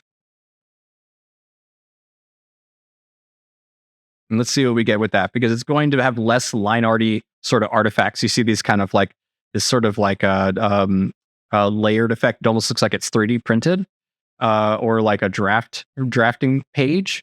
But if we lower the image weight, it preserves a lot of the composition, but it's not going to be nearly as strict to copying the style of it and stuff. So let's go ahead and up-res this one. I like that. I like that a lot, actually. So we need to make this match the character now. Okay. So I'm going to hit vary region, and I am going to basically just start selecting the parts that are wrong. So we have this hair flip in the front. We have the t-shirt is wrong as well. Okay. And now I'll come back and switch the image weight up to like, I don't know, 1.8 or something. And then hit submit. Keep in mind, this is a variation variation, a vary region, I mean. And by doing a vary region, look what you guys are doing. Oh, it looks like paper craft stop mo. That's amazing. That's just awesome. Like, run this through an AI video, it would just be nuts looking because it's all paper craft, so they would be all kind of wiggling like Paper Mario, right? Be very cool. But now you can see we still have that hair flip there. We still have that, but did it preserve the shirt? No, it didn't. So what we want to do is we can come back into here, do vary region, and we're going to try going even farther with this. We're going to now bring up the image weight to, let's just max it out and see what it does. And we might need to describe it just as like a parted hair or something like that, as opposed to using the image weight. But overall, though, it's really awesome what you guys can do by guiding the image results with Midjourney, with your art, and then use Midjourney to kind of hone that in, make it awesome. So Papillion posted this little art piece there. So cute. Okay. So you see here, now the hair is starting to reduce. We're starting to lose some of that front flip here. So let's go ahead and up-res the one with the least amount of flip in the hair. And that's cool. We're going to basically have to select the larger region in order to try to get rid of this. So let's go ahead and hit very subtle. And then I'm going to now grab a big chunk of the hair, something like this. Make sure there's a good amount selected here. And we are basically going to get rid of the entire prompt, including the image in the front of it. And we're going to say parted hair. Okay. And I'll even get rid of the character reference in the negative prompt. We really don't need any of it now because we have the character. We essentially have the art mostly done. We just now need to say that we wanted parted hair. So let's just do that. Let's part the hair real quick. All right, give me 20 seconds, 30 seconds in order to get a drink. I'll be right back.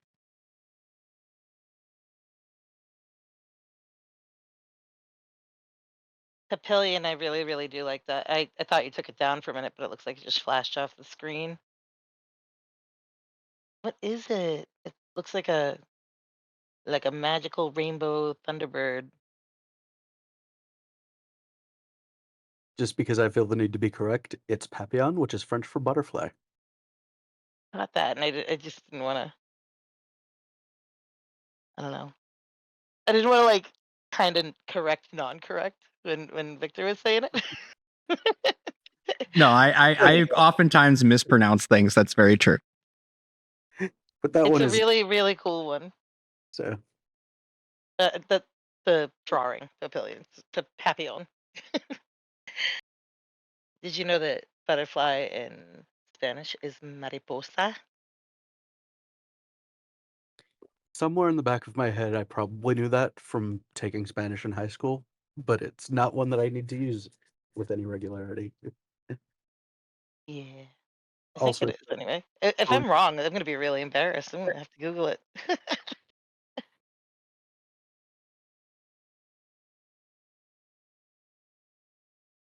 All right, I'm Butterfly. back. Okay. Whew.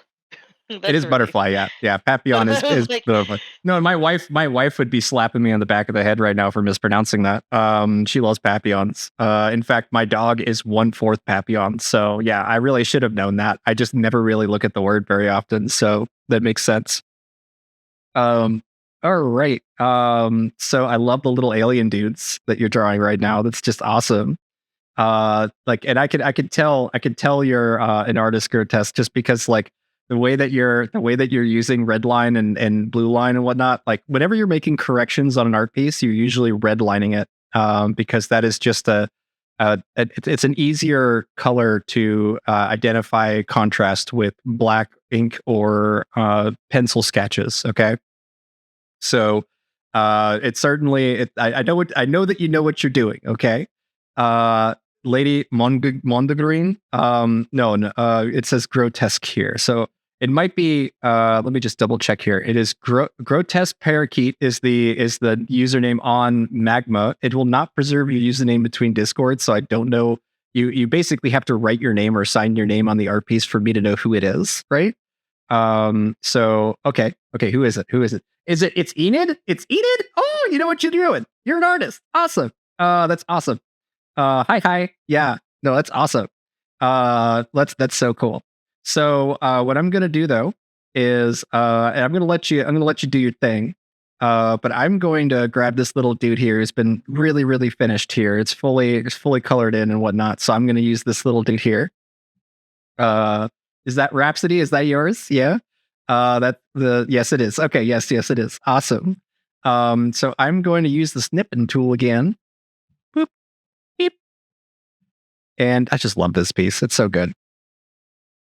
Okay. And I'm going to grab this copy. And we are going to minimize that and jump on over to the fantasy stage here. Okay. So let's zoom on in. And we will come in and hit submit. Boom. And it basically is like we'll run a describe on this just to know what it is for sure. Okay. You're welcome to write a description, Rhapsody. I'm happy to use your description, but look at the children's art. That's awesome. You could actually write children's art and then use your kid's art as the character reference and get results like this. It's so cool. It'll make by the way, if you ask for children's art, it is important to recognize that like your kid might identify with it more if it looks like children's art as opposed to the Midjourney results, because this is something that my artist friends have told me they're concerned about, is that if you get used to drawing real simple thumbnails and then you just get high resolution finished art out of it, right? There is a chance that you're basically saying like, all right, you don't actually need to learn how to draw. So I really recommend trying to describe your children's art fairly, accurately, and then getting the results back so that you're able to like, yeah, you can do a high resolution piece. You can do everything we're doing here when it comes to converting the art into something else. But it might be more beneficial for their development to be able to see their art kind of redone in a fun way that looks like the art. They might be able to identify with it more if you say that it's also children's art, if you describe it accurately to your kids. You can even say that it's a novice artist, for example. But children's art drawn with crayon, those kind of prompts, I highly recommend. Okay. But what we're going to do is we are going to grab that piece from Rhapsody here. Boom. And I'm just going to drag and drop it into here, into /describe. And we're going to see what we get.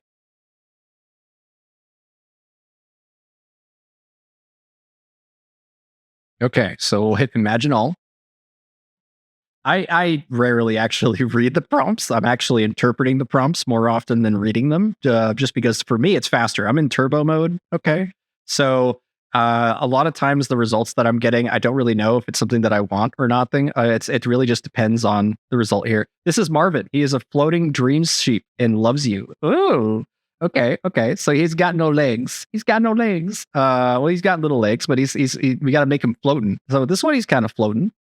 Let's go ahead and grab. Let's find one where the hair is, where the horns are really defined.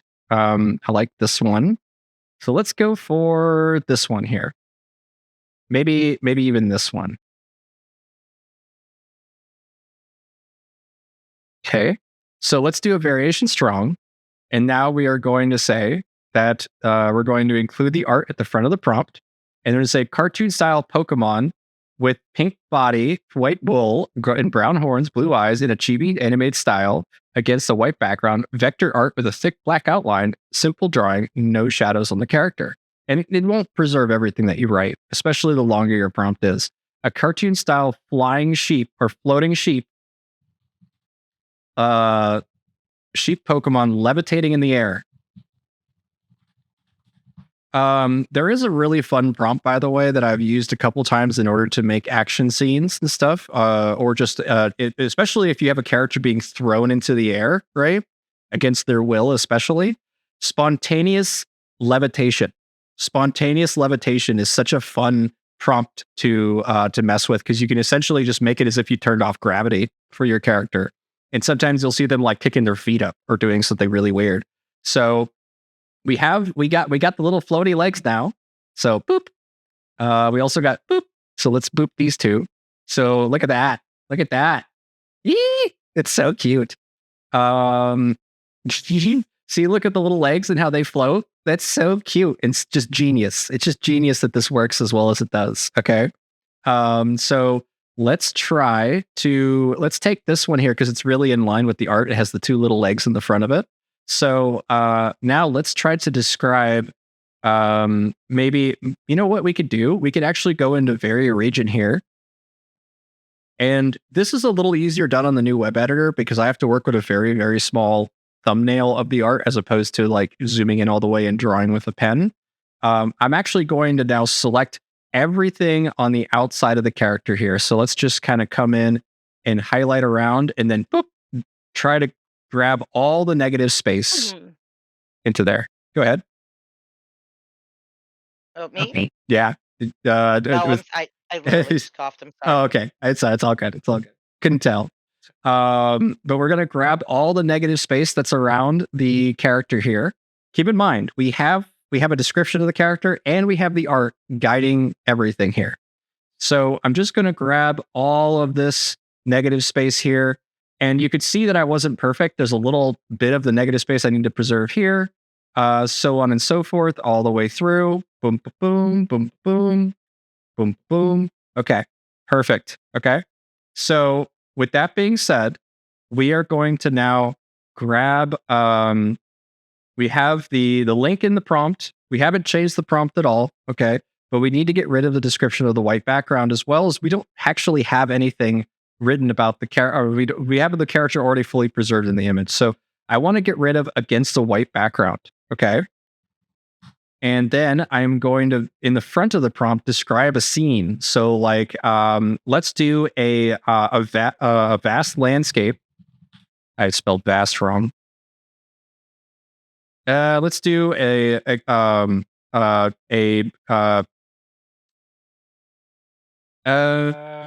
see, an open field. Open field. Let's just do a cartoon style floating sheep in an open field. Levitating above an open field.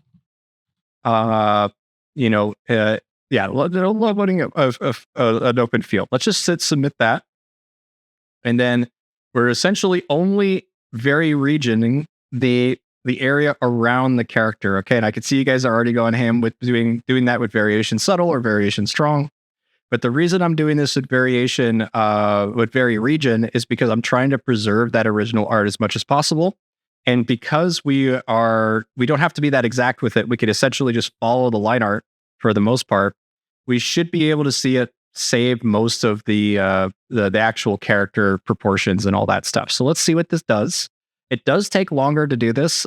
Even in turbo mode, it's taking a second longer to be able to actually process the Vari region. But we'll see what the results are in just a second.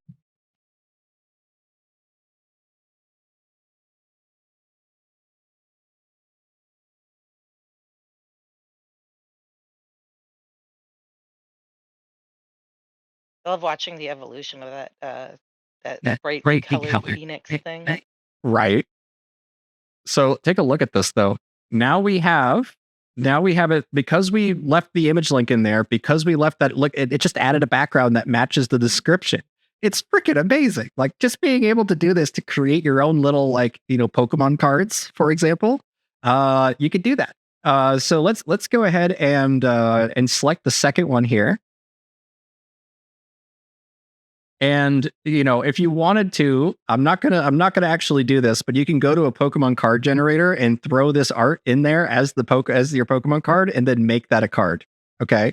So very, very cool to be able to do this with just very region and selecting around the character. As long as you left that link in here of the original art, you don't have to be that exact with highlighting or doing the very region. You want to be on the inside as much as possible. My dog just sneezed. You okay? Yeah, he just sneezed. Okay. So, Bless you. It's okay. Bless Are you. you done sneezing now? I think he's done sneezing. Okay. All right. So you don't have to be that exact. You could just kind of be close to the edge, but make sure that you're actually inside of the character art when you're doing the highlights, so that you only get this kind of soft outline there. And if you want to get rid of this soft white outline, it's very, very easy. You just do the variation again. Okay. And just select the actual line art itself all the way around the character. And it takes a minute to do. It's a lot easier on the web editor. But yeah, that's just awesome. I love seeing this stuff. And you're able to really, really hone in the exact piece you want, because again, you're guiding it with the art. You're guiding the result with the art. And while you guys are drawing here, I'm going to take a look at your all's art here. There's a lot of really fun stuff that you guys are doing. It's really, really cool to see all this stuff. We got some simple stick figure looking dudes, stick figure ladies. We got the little wizard guy we saw earlier. Okay, the little goblin wizard, right? We have clean your snippets. Yes, clean your snippets indeed. Okay, with a real funky horse on there. Reminds me of Homestar Runner a little bit. Some of these are Homestar Runner kind of stuff. I love all the art that you guys have submitted here. It's really, really cool to see all this. Whoa, I love this little guy here. That is awesome. Good job, man. I'm gonna wait till you're done for that one, because I definitely want to run that one. And then scan here in order to I think that QR code should work, but it's the same. Okay, my dog keeps sneezing. Are you okay? Oh wow. All right. I might have to deal with that in a minute. But yeah, essentially the reason why we're doing the drawing stream today, guys, okay. All right. Do you need to go? Okay. All right. He should be. He should be. He's wicked cute. Okay. I'll okay. You gotta stop sneezing. Okay. He's waiting for you to tell him to zoom tight. You're right. Right. So this is what I'm going to do is I'm actually going to let him go downstairs for a second. He probably needs to use the bathroom or something. If he's being all antsy like this. So what I'm going to do is I'm going to leave the GoFundMe open here so that you guys can see that. Let's see how we're doing on the GoFundMe really quick. Follow the QR code on the bottom right corner to donate to the Fran and Solveig Sunblad fundraiser. That's why we're all drawing here today instead of doing the standard character workshop. Solveig was diagnosed with Hodgkin's lymphoma, which is a cancer of the lymph nodes. And Fran has been experiencing numbness in her hands that have made her unable to continue her comic series. So it's kind of a double whammy of awfulness. And I am just so happy to be able to have an opportunity to put focus on that with roughly over a dozen artists. Actually, it's just been such an amazing experience to watch the money rolling in for here. So we're at it. I don't know if this is automatically updating or not, so I will hit refresh here, but 8,834. Let's see if it's still the same here. 8,874. Awesome, guys. So basically what we've seen here is we've made over $500 on this stream already. So that is just so freaking cool. And I just really appreciate that, guys. I'm not going to reveal any sort of medical information or how much money they owe, but it's the first month was over 5 figures. If you want to get an idea of expenses, the American healthcare system is awful. And that was just 1 month, and they're on month 3. So thank you guys for doing all this. I really do appreciate that. And I'm just going to give myself a minute and let my dog go downstairs and go pee for a second. So I'm going to ask Kinky to take over and talk about prompt battles, if you don't mind. You And got it. thank you so much.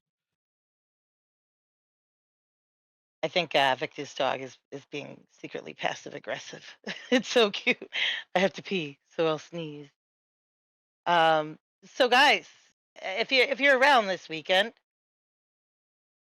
so am I, and I'll be hosting a little thing called Prompt Battles, where we all play a game together for most of the weekend. Honestly, you are so welcome, and we ask you and invite you to pop in and come play with us.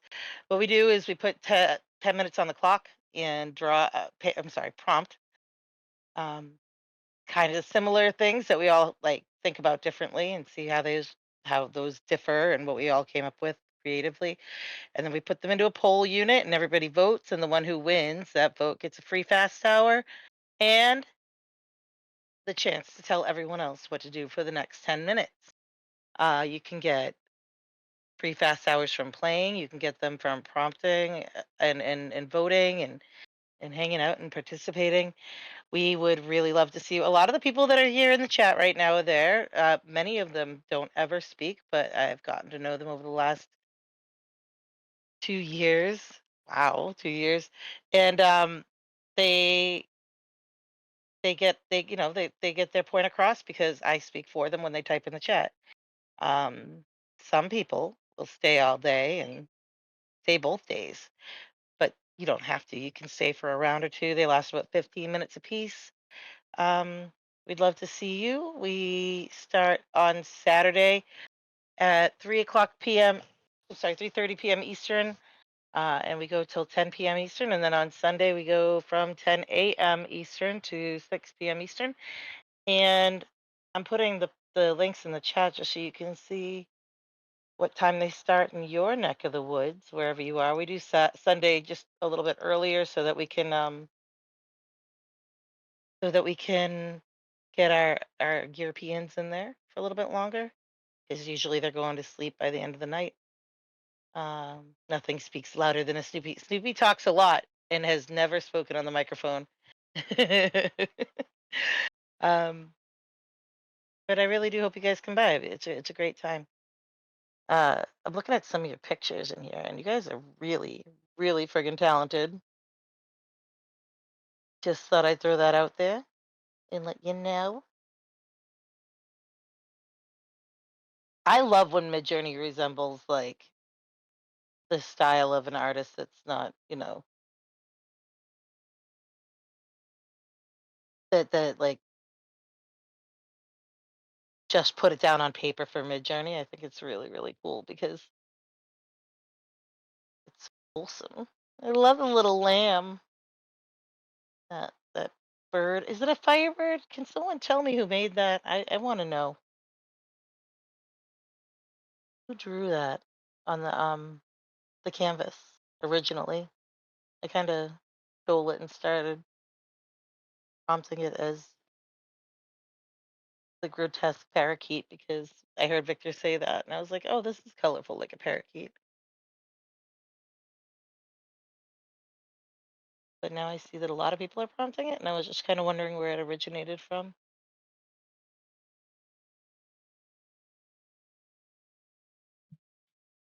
Alrighty, I'm back. How's dog? He seems to be fine. He's laid down again. They went outside to pee real quick because I just I assumed that at least for Ziggy, whenever he starts sneezing like that, that's usually him trying to get my attention. Like dogs sneeze when they're like kidding, like when they're just like oh, I'm being all aggressive or whatever, but Yeah. he sneezes and he's like just kidding, just kidding.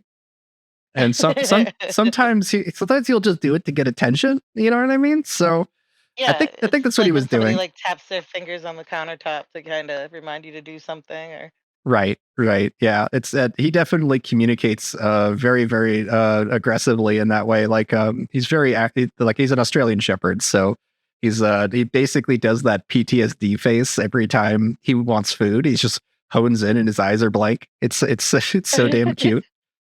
Okay. All right, guys. Uh thank you guys for giving me a moment to let my dogs out and stuff. Let's take a look at the art here. We see. Okay, cool. We is that the PTSD face? Yeah. I just wrote scared Australian Shepherd. There you go. I mean, that looks almost dead on like him. A lot of those Australian Shepherds, like this in the Merle, he's a blue Merle as well. So it's like dead on my dog. Now he's not as chunky as this one. This is like kind of a mini or whatever. I have a full size, and the full sizes are a real handful. I actually don't recommend getting a full size Aussie. I would recommend a tiny one, a mini. It's a little bit easier. But let's go ahead and grab another one of these art pieces and go from there. Let's see. Wrong screen. Yeah. Let's see. No, I'm good. I'm just gonna grab one of the art pieces here. Let's see. Okay. There we go. I'm so glad you finished this. Feel free to let me know who this is, but I'm going to grab this piece here. I'm going to zoom in as much as I can. Sorry, I can't actually tell because the usernames are randomized. Oh, it's Hilgard. Is that Hilgarden again? Okay, awesome. Good to know. I assume it is anyway. Let's go ahead and snip this. Oh, yes. Okay, awesome. Thank you for letting me know. I'm going to hit new on the snip here. And I'm not going to include your yes, but I will include the rest of the drawing here. And I'm actually just going to use the snipping tools. What is it? The pen here. And I'm going to set customize and then switch this to white. And even though it kind of changes the aspect ratio, it doesn't really matter that much of the snip here. I'm going to just draw in that little teeny bad, he's like artifact here on the side from the other art piece really quick. Boom. That, like that. And there we go. And then we're going to hit edit and then copy that now. Let's jump ourselves now over to VC Create. Hey, look at all the floating sheep. There you go. You can zoom out like they did here. Look at the shadow. It added a little shadow for. Oh, sorry, I'm on the wrong screen. Look at the little shadow that it did for the floating sheep on the zoom out here. That is awesome. The second result here. I'm gonna hit up-res on that, and I can see you guys have been going ham with this. So I feel free to keep going on any of these pieces. I'd love to see you guys finish these up. Especially like look at that floating over ravine. That is so cool. That's so damn cute. So let's go ahead and you guys tried to make it into a playing card here. It looks more like a magic card at this point. It's so cool. Or like maybe a Hearthstone card or something.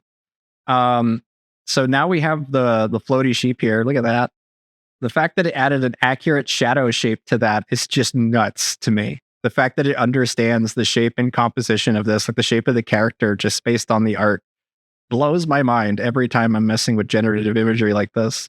So this is just too cool. I really do like it. Super neat to see what you guys are able to do with this stuff. Hey, look, it's Kiki.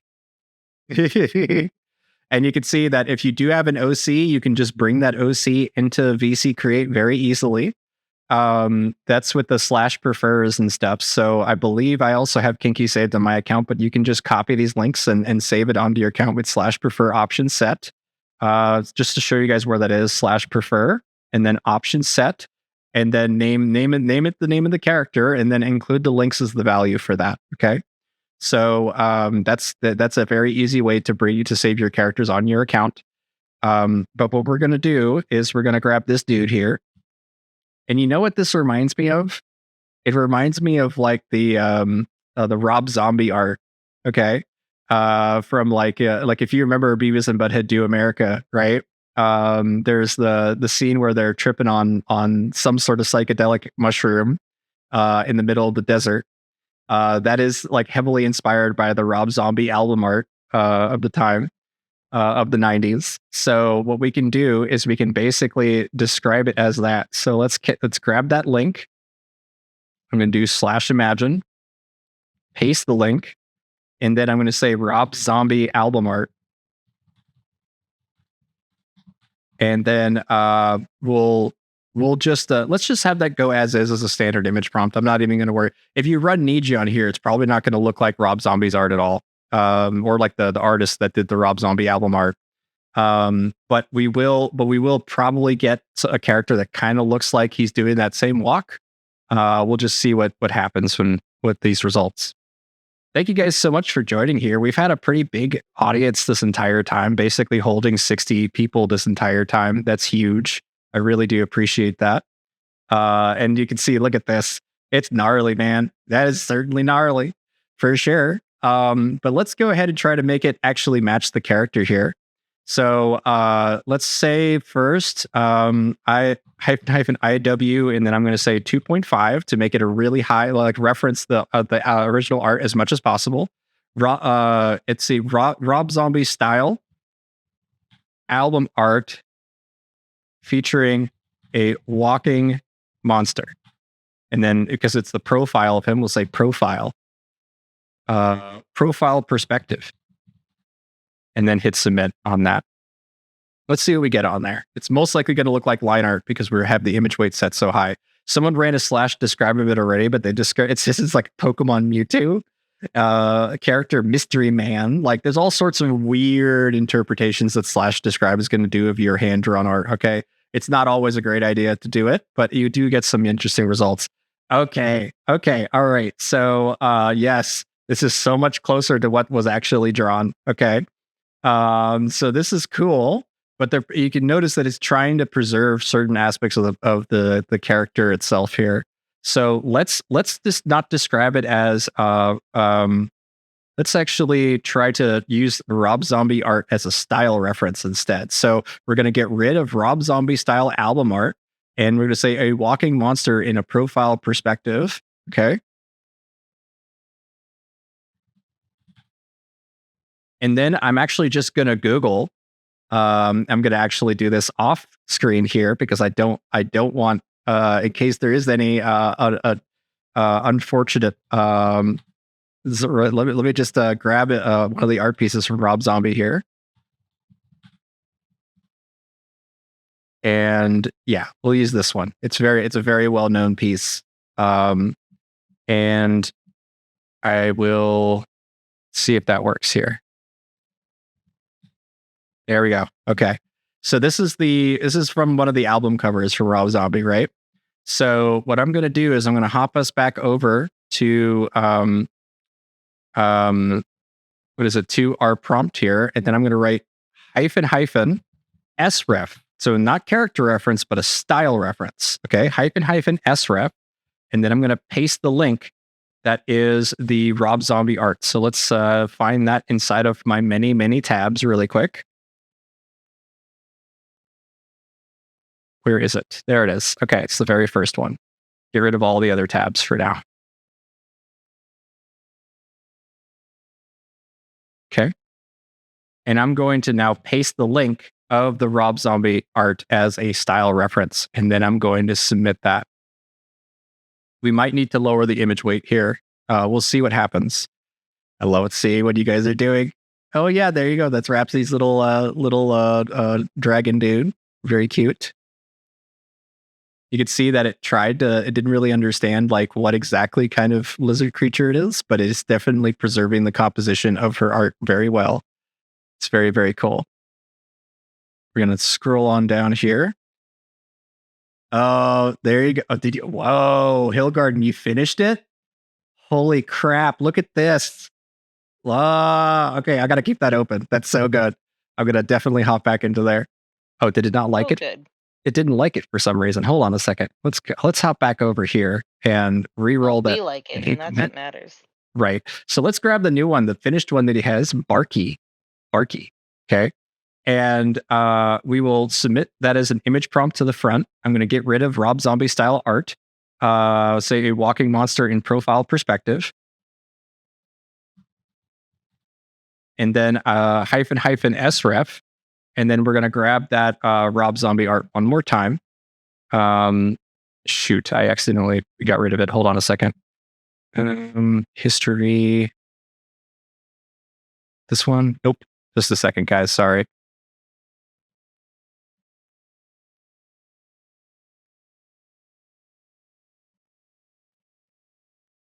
Oh, is it because it's a stupid Pinterest link? I hate Pinterest links so much.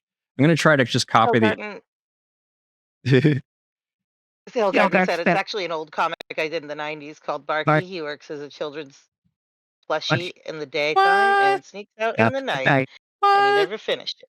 That is awesome. Well, And then he now said he found their go ahead. original.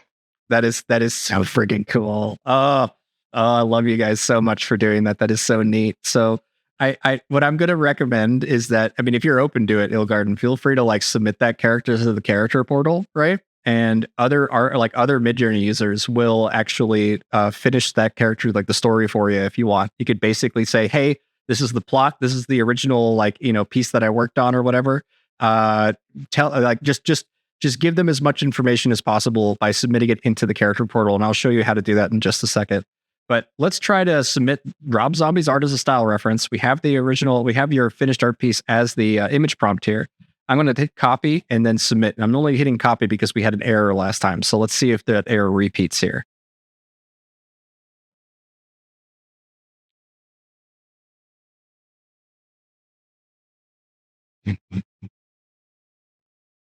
And did it repeat? I think it did. Okay. So it seems like there might be like a image filter on it because of the Rob Zombie art. There might be just something it thinks is wrong, like, inappropriate or whatever about it. So I'm going to grab another one, which is ironically more inappropriate, and submit this. Okay. I have this one. I'm going to grab that and use that as the style reference, and get rid of any of the kind of code to it. So any of the brackets and stuff, I'm going to get rid of that. So it's just a link, and we're going to try to use that as the style reference. It might be looking at the image prompt too. It might actually be your finished art too that's causing an issue. We'll see what happens. Midjourney's thinking about it. It's trying to find anything inappropriate about it. Let's see what it does. It's thinking. I'm getting some issues too, checking to see if there might be any internal errors going on. All good. We'll just let you guys draw then. Oh, yep, we got an issue here. So I'm going to just let you guys kind of do your thing here. Everything just came blasting down for some Yeah, reason. I know. And it all just came in. It probably was just a bug. Just a bug. Discord. Yeah. I'll submit this one more time, see if we are able to get through. Okay. All right. So we are having some technical issues with Midjourney. That's fine because we can just watch what you guys are drawing for a little bit. Oops. Let's zoom out of here. There's so many users on here. It's so freaking cool to see all you guys making the art here. So we should definitely zoom in here so that you guys can take a little look-see here. Nah, we'll leave it as is. It should be fine. I want to see from you guys what you guys are talking about here inside of VC text. I'll go through some of the, sorry, for any of the people who are new that may not know how this works here, because we have had a pretty big audience this whole time. So I just want to kind of run through this really quick. We're doing a bit of an unusual stream today because we are doing what is called a draw in gen, where we are drawing first and then using those drawings to guide the results of our prompts. There's a lot of ways you can do it. You'll be able to catch this video on YouTube. Probably not too long from now. At some point over the weekend, I will submit it. I'm now fully caught up on my YouTube video upload schedules and stuff. So they're essentially what I am excited to kind of show you guys is how this stuff works here, because we have a couple different channels where everything kind of goes down. We have the we have VC text here where you can talk to us, and you can find that just above the stage here inside of Midjourney. And then we have VC create, which I'll just open that up here. VC create is where we're prompting stuff together, and where we might where we are able to work with and collaborate. Wow, I can't talk right now. VC create is where we're collaborating with each other today and just making a bunch of cool stuff together. I love this. I love seeing what you guys are doing with this, just combining the art and inside of VC create generating things. You can see that Rhapsody is sketchbooked by a professional artist. and then ran a personality code on it. So it's just super cool to be able to say, hey, why don't you make it look like I took a photo of this art, and then you go from there. And just it's so neat. It's so neat to see what everyone's working on here. But you could find that just above the stage as well, right here, VC Create. Okay. And then anything that gets finished here, where like any of your questions or any of the art that you see here today, you'll be able to find it on my YouTube channel. Kinky has linked inside of VC text my YouTube channel. So if you want to just subscribe to that, you can catch this video when it goes live this weekend and rewatch the stream if you're so interested. If you had to step out or anything like that, you can check that out then. So I'm going to kind of come back into here. I think Discord again. Yeah, it's probably a Discord issue. Yeah, Discording. Yeah. We have to do a lot of,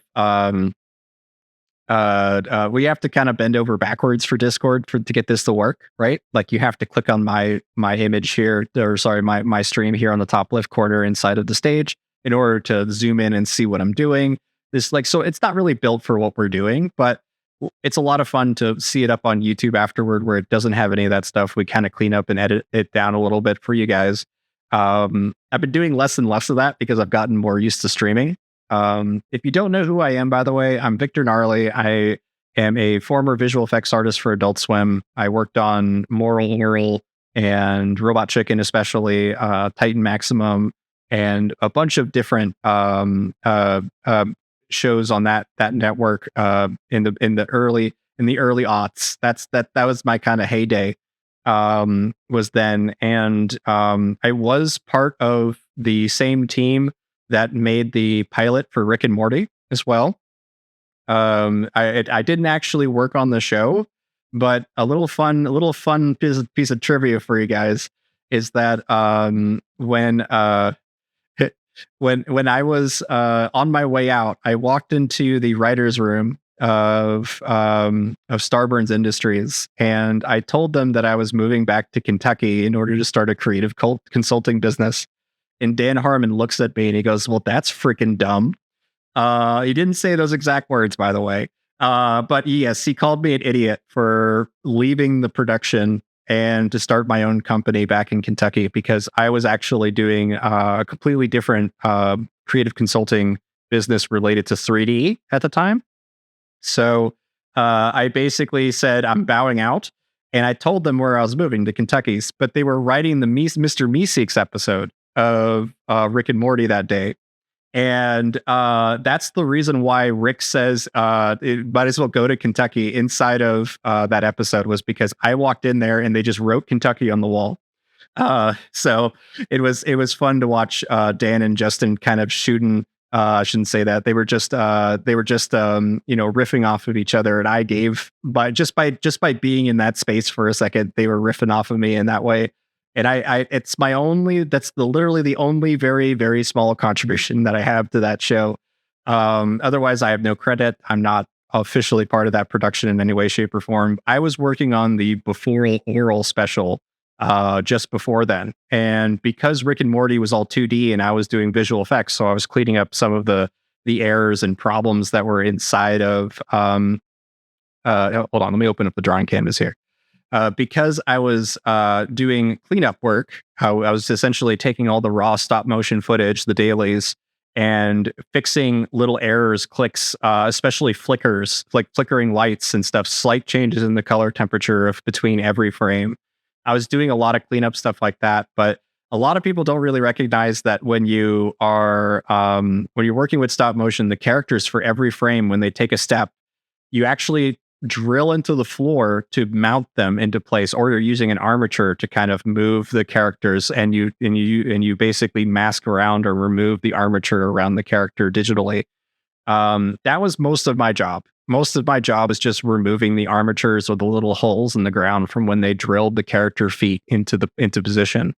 So every time a character took a step, it left a hole in the ground, and I would have to make sure that hole never existed. Basically, my job was, if you couldn't tell what I did a great job.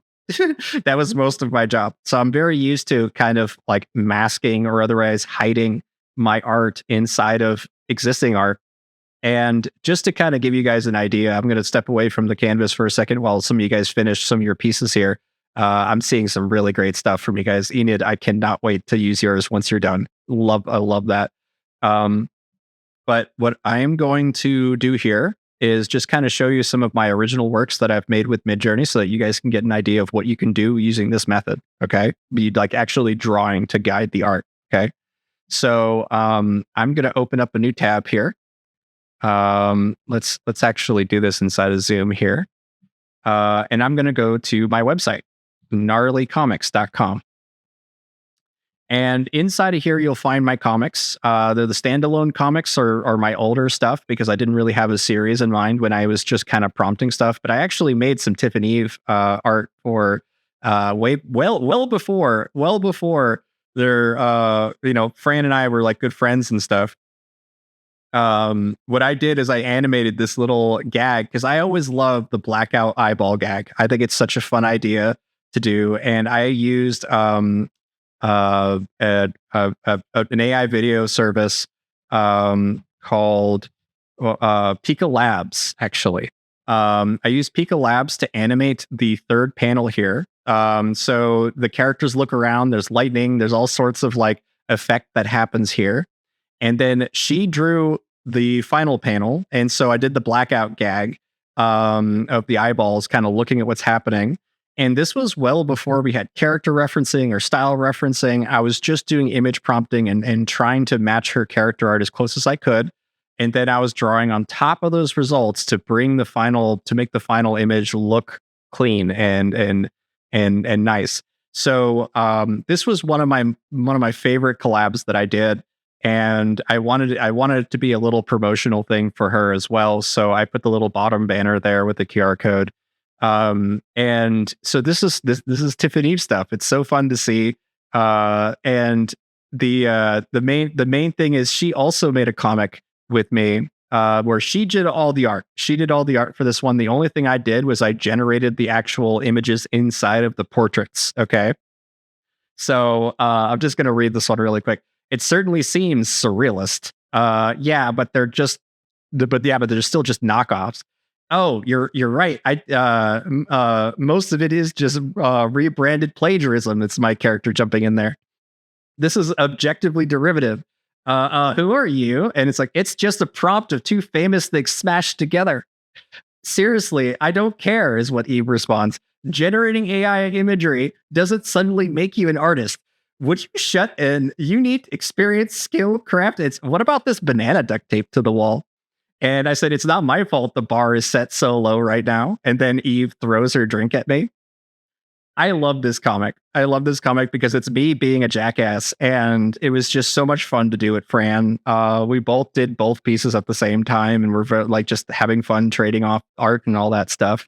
And she was one of the traditional artists. Like her style is straight up newspaper comic style, like Sunday Funnies kind of style, heavily inspired by Peanuts and Scott Adams and all sorts of other newspaper artists. So people are familiar with her style and in the way that it just feels nostalgic, right? And that's this artist here for the GoFundMe that we're supporting here today. It is something where we were at 8,874 before. Let's see if we've made anything on top of that yet. 8,940. We might actually break $9,000 on this stream today. So that is just awesome. You can, if you look at the stage here, you can see there's a QR code in the bottom right corner, and Kinky has also linked it inside of VC Text if you want to give a couple bucks to them. They really need it. It is something that I hope that we break 10,000 tomorrow. We'll see what happens. But we got more artists contributing next week. I don't mention names here because, frankly, a lot of the artists cross the aisle to help Fran out because, Fran and I are good friends and they recognize that, she's a traditional artist. I'm a generative cartoonist, which is a title I gave myself, by the way. It's not anything anyone else says. And just so you guys can recognize this, they like, I was the one that organized this and they all crossed the aisle to support Fran today. So that is just so awesome to be able to see that. but we decided to name it the webcomics community in general, just because I don't want any association with my name just attached to this. I want to make sure that everyone is wanting to donate and contribute, because I am a known name on R Comics. If you look at some of my other work, you'll recognize some of the stuff that I had done. And it really, like, this is Anime 4K, for example. She's like, if you know me, you know I love to show off my art skills. And unlike many artists, I actually enjoy drawing hands. But as you may know, as you may have guessed, I did not draw these hands. They were generated by AI. This comic goes back pretty far, actually. I think it's like a year old now. This whole collab that I did with Anime 4K was essentially, she asked me, can you generate all the hands for my comic? I'll draw it out, but you give me the hands. And the last one there on the bottom was because I knew that she wanted a dramatic lighting on there. So I said chiaroscuro hands, hands coupled chiaroscuro. And I actually use her drawing of the hands in order to guide the art here as well. So she gave me a normal comic, a completely normal comic. And I used all the line art from it to guide the results, just like you guys are doing here on the canvas. Okay. So this is what you can do with the power of combining traditional and generative imagery in a very exciting way. It is something that I love seeing this in action. So very, very cool to have all these. And this is by Zombie Comics Aura. He actually drew like a pitch basically for me. And it's not falling fast enough. Swat it again, right? And it's just the joke being that the cats knock things off of tables all the time. So seeing a cat knock something off, they're unsatisfied that it didn't crash to the ground. This is a fully generated result. And Zombie Comics Aura does all the interviews on R-Comics. If you're familiar with that subreddit, you've probably caught one or two of his videos before. But if you check out the GoFundMe here, on the bottom, you'll find Zombie Comics Aura's video about Tiff and Eve here. I might actually play that towards the end here, just so that I can also give myself a chance to kind of relax here for a little bit, and maybe create some content for you guys. But I don't think video audio is working for me right now, so I may not be able to do that. And that's fine. I'm not too worried about that. It's a lot of audio routing that I would have to do to get that to work. And I got it working for like my first 3 streams, and then it broke and I never fixed it again. So if you do want to catch that video, check out Zombie Comics Aura's video about Tiff and Eve, because that's going to give you a full background on everything from Fran here. So awesome, guys. I hope you guys are able to support and give money for that. So, okay. So we have this all here. I can see that you guys are just going ham on Hill Garden's art, on the children art. Like there's just Scrooge visits Tiny Tim at the graveyard. Like that's too much fun to see from you guys. I love all these results. And then Ancient Chaos running a character sheet here, and it's a long prompt to do that. But yes, you have a full character prompt here. Very, very cool to explore your all's character designs here, especially since you can ask for a full body turnaround of any of your drawings too, by the way. So so let's go ahead and do that really quick. I'm going to drop to the bottom of VC Create here so that we can see what you guys are doing later. But I'm going to go to drawings here, and let's go ahead and grab this little guy here. And then I'll grab Enid's after that. But I'm going to zoom in here. You what? I'm going to grab the you what here, and I bet that's going pasta again. But let me grab the snipping tool here. Snip, and I'm going to copy this. Okay. Let's try to do a full body turnaround of this little character here, but we're gonna Midjourneyify it pretty good. So it's gonna look like a guided business button up in a tie with the Ninja Turtles, kind of karate look. Makes me think of a Plankton's buff brother. Right. These kind of parallels are really important for Midjourney too, because it gives you like a starting point for your prompts too. So let's go ahead and run this as a character reference. So I'm going to say full body turnaround, and there we have the link in there. And then I'm going to say let's animeify it a little bit, okay? Because it's kind of Ninja Turtles-y, right? So let's just I like the idea of making it a little more anime.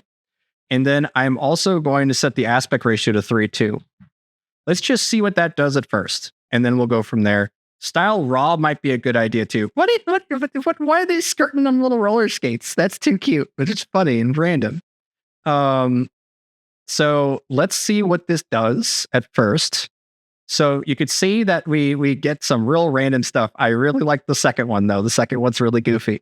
But I'm going to actually increase the image weight. So let's do IW and then 2.5 first. And then we'll start to describe the character closer and see if we need to do anything funny. You guys are starting to combine all the art. That's hilarious. Ancient's going ham with that. That's so cool.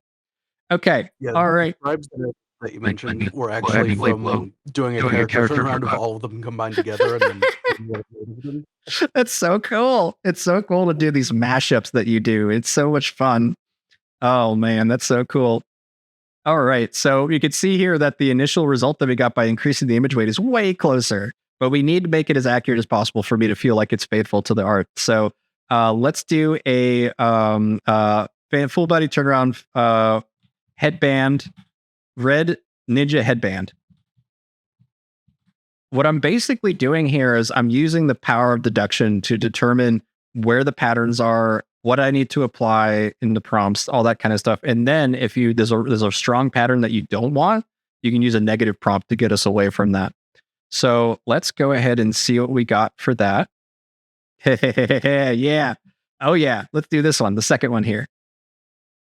That's pretty cool. Okay.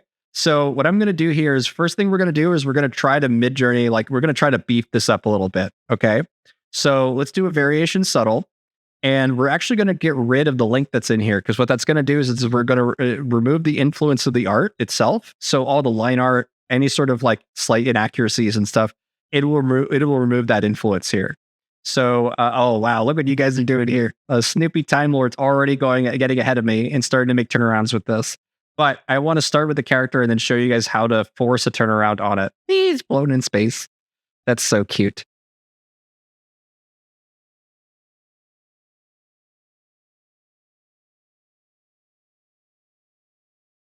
Is that the result? Yeah, that's the result I got. Okay. So you can see with variation subtle, it's really hit or miss in terms of the result that you're going to get. So let's actually describe the character. It's kind of close on the bottom right, but I'm going to do, instead of full body turnaround, I'm just going to describe red ninja turtle. Let's just go ninja with red headband. And then I'm going to hit submit on that. Not going to worry about the Ninja Turtle thing just yet. We'll probably say green skin or something instead of Ninja Turtle. Okay, awesome. Let's go with this fourth one here. Okay, that's awesome. Look how brutal that is with the eye cut and stuff on there. So let's go ahead and replace. It'll do a variation region here. And I'm going to just come into here and select this and say, and we're going to select the neck too, because I don't really like the turtleneck. Literally, it saw turtle and it's put. That's what happened. It put a turtleneck on him because of the word turtle, and it inferred the word turtle by basically because it could see your art and it goes, that kind of looks like a Ninja Turtle when it did the interrogation. As you submit art, there's an interrogation layer to it, so it's like looking at your art and going, what words describe this? So let's go ahead and say red business tie, as a variation region just underneath his neck here. And we'll see if that's able to preserve that as much as possible. Look at all these. That is great. That is awesome. Let's see if he's able to get the red tie, and it's fine if not. Okay. So let's try this again. But this time we're going to hit vary region, red business tie, and then I am going to let's grab the original art again. And I'm actually going to put that on the front of the prompt again, just to see if it's able to go, oh, okay, yeah, you want a tie.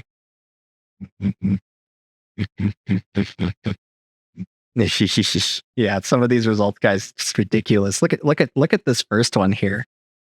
This first one's pretty ridiculous. But look at that. Because we said, hey, I actually, you're having trouble doing what I described. So I'm going to put the art back in order to get, what is it? In order to get the result. And look at that. So cool to have it just know what we're doing because we include the art back in there. We're going to hit submit on this. I don't know what the deal is with the hand that's kind of up here on the top right. So what we're going to do is let's go ahead and hit vary region. And let's remove everything from the prompt and just write white background. Because I want to get rid of anything that doesn't represent the character here, because that's actually going to screw up the next step. So we're going to make sure we clean this up here. And I'm also going to remove a little bit of this red here, just to see if we're able to get the headband to be a little smaller. And then submit this. It's interpreting the speech bubble. You what? For the hand? Yes, it's interpreting the speech bubble for sure. I was more speaking of it interpreting the green skin and the kind of turtle-like shape in order to describe it as the neck, the turtleneck. So at this point, look at the little leaf on his head. That's awesome. Look at the business. Look at the business. Oh, this is so cool. That is too funny. It kind of reminds me of Dragon Ball Z when he's in like the heaven, the afterlife space. It just kind of reminds me of those characters. That's hilarious. Okay, cool. We got rid of the hand. We just want to pick a good clean shoulder. So let's go with the. I'm going to go with the third one here for now. Okay. So at this point, what we're going to do is, because we have white background on there, we shouldn't have to do much. I'm just going to zoom up by 1.5.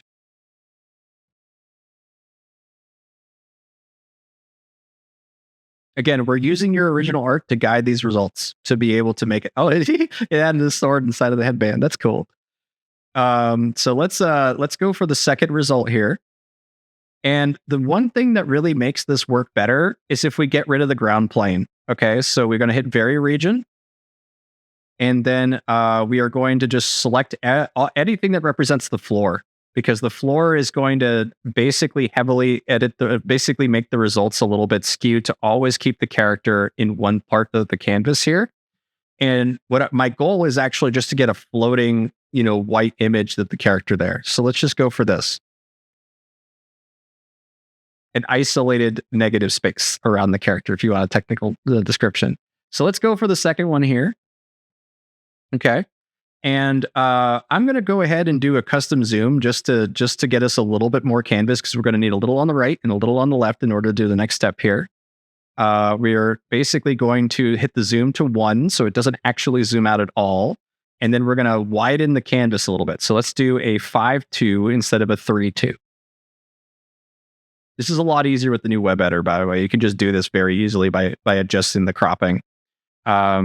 If this gives us any sort of weird artifacts, I'll do that instead. But essentially, by hitting the zoom to 1, you're not actually zooming out at all. You're just changing the aspect ratio of your art. So let's go ahead and see that.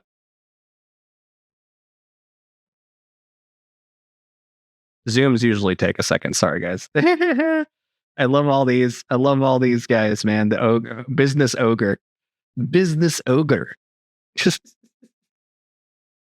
Whoa. That's by using that as a character. Oh, that's so cool. All right. We'll grab any one of these. It doesn't matter which one. Okay. We just want to make sure we have plenty of negative space on the sides. We're going to hit vary region. And then we are going to highlight every part of the white on this character that is as close to it as possible. So like we're going to go for something like here. And then same thing on this side. We're going to go up to here and go boom. Something like that. Okay. Oh, boom. Okay. We can even kind of draw in a little bit, right? We don't have to, but I'm just going to do it. Why not? I'll draw in a little bit here. Draw in a little bit here. Boom, boom, boom, boom, boom. There you go. Okay. And essentially what we're going to do at this point is we're going to say a full body turnaround, and I am. This may not work. There's always going to be a little bit of fudginess that comes with this. Like we kind of want to see what our options are for this. But I am going to now just say full body turnaround and then submit this vary region, and we'll go from there.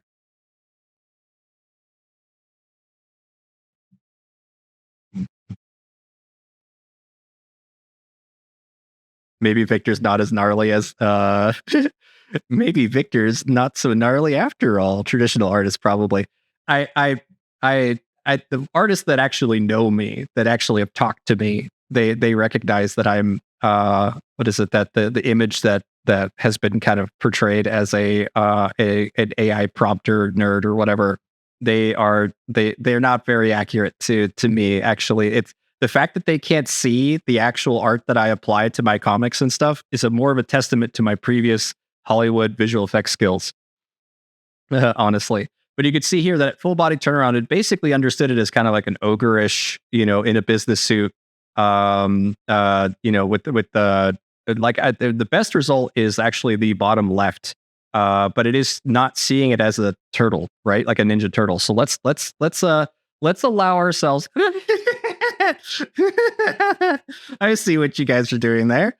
Thank you for that, Rhapsody. I know what you're doing. You have your trans bunny ears too, so that's hilarious. But what I'm gonna do is I'm gonna hit reroll on this. Finally saw it. Yeah, no, I did finally see it. That is true. Thank you. I am oblivious, by the way. I'm a notoriously oblivious person. That's right. I'm just re-rolling the same region. Hold on a second. That's fine. I'll just let that go. We might get a decent result out of re-rolling it anyway. But let's go ahead and vary region, and then let's describe it as a full body turnaround of a Ninja Turtle business. I'm going to say Ninja Turtle and then put business. I'll just avoid the word business for now. I just want to say Ninja Turtle and see what we get off of that. And we could actually say multiple expressions or multiple angles. That's another prop that works. So let's say multiple expressions, multiple poses. And again, we have to describe it kind of like a ninja. But we'll see what the results of Ninja Turtle are first before we commit to that, because I really don't like using proper names. I really don't like using existing properties and stuff, because it just makes it very derivative. Like, look, now he has a turtle shell. You know what I mean? It's very much different than what the art is that we are submitting here. So yeah, yes. Give me them bunny ears all day. Look at this. I love that. Turtle Ninja. Yeah, we can do Turtle Ninja. So this is great. Oh my god, that's amazing. Just for the fact that you guys did a screen cap of the stream here just to do that, that's so cool. The kids are. I read the book here. That's fun. Hilarious that you guys are doing this to me right now, with the character reference and stuff like that. Bunny Man has an idea. Okay, this was too much fun. So you could see here that when we ran multiple expressions, Ninja Turtle or anything so it says full body turnaround into Ninja Turtle. Okay, so he's got turtle shell in all the results. We kind of have multiple expressions on the second result here. I don't like using Ninja Turtle as the result here. So let's go and go and be like tier. So multiple expressions, multiple prompts here. And you could see that it doesn't really know how to interpret that face, right? So we probably need to take the Ninja Turtle result and remove the shell from it with vary region. So let's get a full body turnaround of the turtle shell here. I'm going to go with the second one here.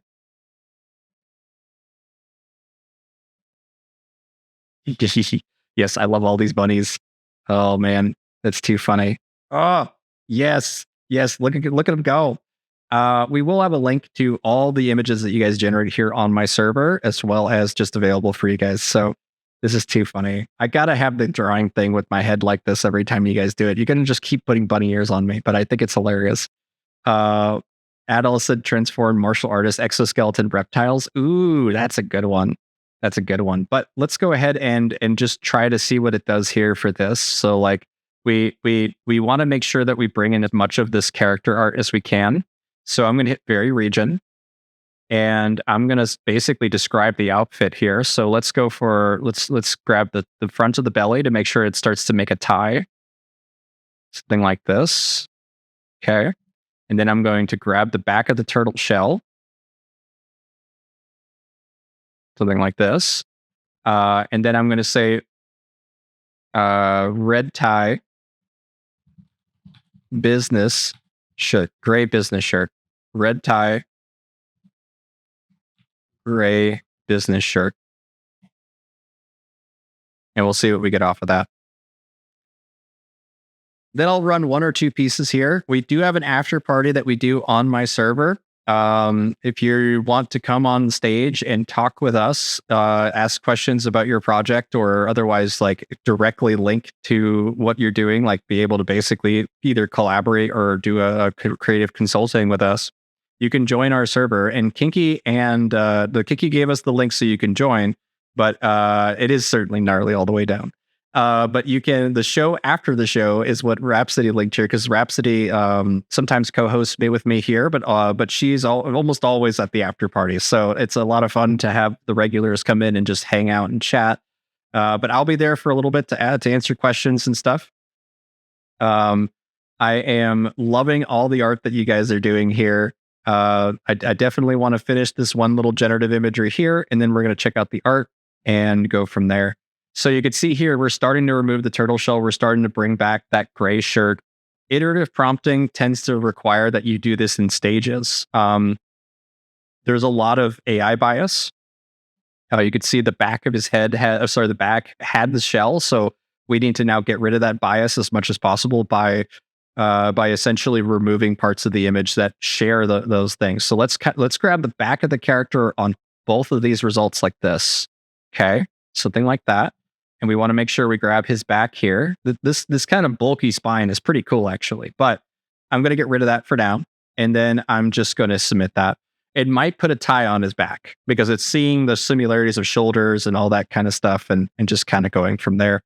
We almost have a full canvas here too. So that's so cool to come towards the end of the stream here. We do have about 20 minutes left. So I'm going to grab the art piece here in the middle because it's just so neat, and go from there. Let's go ahead and see what the result is here. Oh, cool. So we got a nice clean back on these. I'm going to go for the second one here. So we have the business turtle here now. Okay. It's a little piggish in the face. So let's go ahead and hit vary region here again. And I am actually going to grab the snoot, right? And the top of the head, snoot again. It's a little weird for me to draw over the button there, but it's okay. Let me actually zoom in and out really quick. It's all good. Okay. So I'm just going to kind of select this here and kind of be a little liberal with the front of the face here, because I'm just not a fan of this sort of piggish face here. So I'm going to say, and also, yeah, let's just grab the top of the head here like that.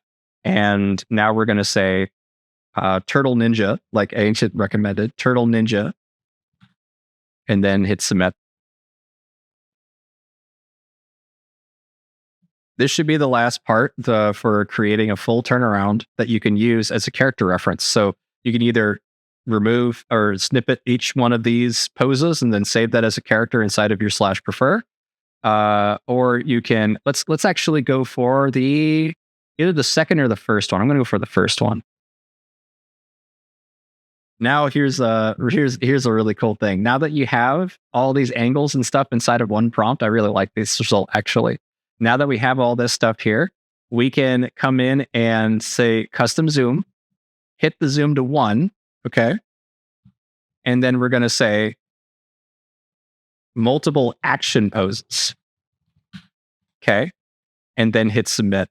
Because there are so many references for this character at different angles, right? We will probably get a pretty clean result. Oops, I totally didn't change the aspect ratio. I'm so sorry. Let me double back a little bit here. So we go to custom zoom. Make sure the zoom is set to 1. multiple action poses, and then we're just gonna make it a tall aspect ratio, so something like 2 and then 3. That will make it 2 lengths wide, 3 lengths tall. And because the zoom is set to 1, we're not going to lose much resolution, and it will probably base it off the original art very, very cleanly. So let's see what we get here.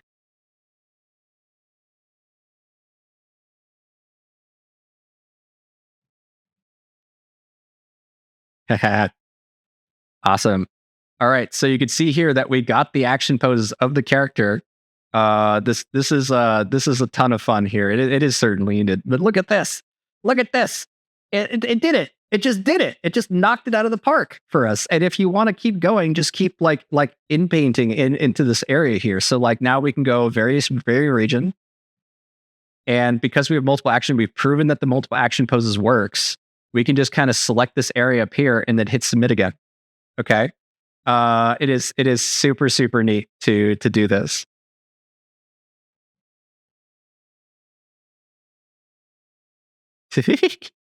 I love that it's just random me eating donuts and just hanging out with bunnies. Okay, so you can see here that we have the multiple action poses. We have it. Sometimes it's just repeating the imagery, and that's fine. Like we basically want to see what sort of diversity we get off of this result, and then we're gonna hit 2 here. Well, bam. Okay. So now what we can do, and look, it has different expressions on all of these. So let's try to do this. Let's do a pan, and then we're going to hit multiple expressions. And we can say happy, sad, angry, whatever we want to do. But by panning over with all these different poses and all these different references and stuff, I like your reptile guys going on here. You can actually, yeah, that looks awesome. We can start to build an expression library as well. It's not perfect. Like you need to kind of, probably with zoom, it's better. So let's do it with zoom. We're going to go to custom zoom again, set the zoom to 1. We're going to flip the aspect ratio. So 3:2. And then I'm going to say multiple expressions, happy, sad, angry, upset, or constipated. Let's see, happy, angry, sad, and then let's do overwhelmed. Let's just get some expressions in there, and then hit submit. You might need to go even wider, like do like a 4:1 or something like that, to really get a diverse selection of expressions. What are you doing with the moose? Don't shoot the moose. Don't shoot the moose. Okay, so you could see that we're getting a little closer in terms of getting diversity of these results, but let's go ahead and hit reroll. I'm going to say multiple facial expressions. And I'm going to get rid of all the commas. I'm just going to see if that changes anything here. Happy, sad, angry, overwhelmed. We probably don't need to do that, but it's okay. And then I'm going to sit and just hit submit. And then we can all even say, look, multiple turtle facial expressions, that kind of thing. Just start to hone in exactly what you want to do. And this is not perfect. Sometimes the interpretation is super, super strong. So like you don't really get the results that you want. So let's do, let's re-roll this one more time and say multiple close up, or just say multiple facial turtle. Let's just say multiple turtle facial expressions. Cartoon turtle, cartoon business turtle, cartoon business turtle. Let's go for that. Yeah, we're still not getting the close up and stuff. It's definitely doing some really fun stuff though, in terms of getting us. Yes, who is this? Lulu Soon. Of course, it's Lulu Soon. Hi, Lulu Soon. It's good to see you. Our brand new comic artist that's on the server. Awesome guy. Definitely one of the most experienced, or just like does proper clean Photoshop stuff. What are you doing with that moose? What are you doing with that moose? Oh my God, it's so intense to watch Victor just hanging out with moose. That's hilarious. Yeah.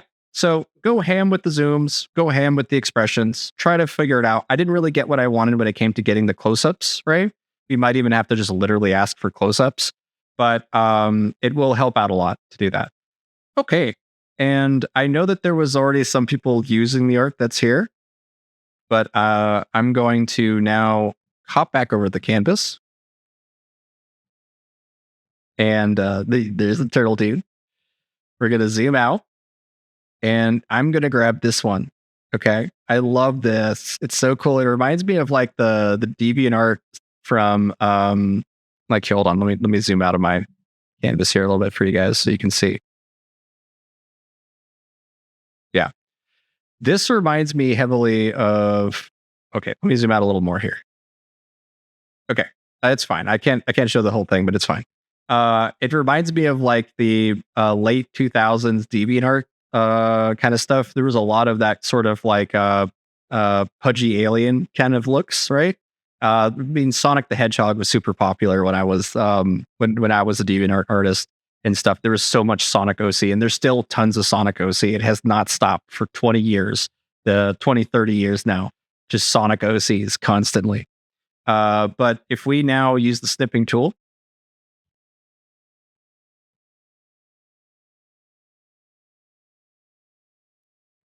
I'm going to grab that art piece here, and I'll just clean up that last little bit of the white here with the snipping tool. Like that.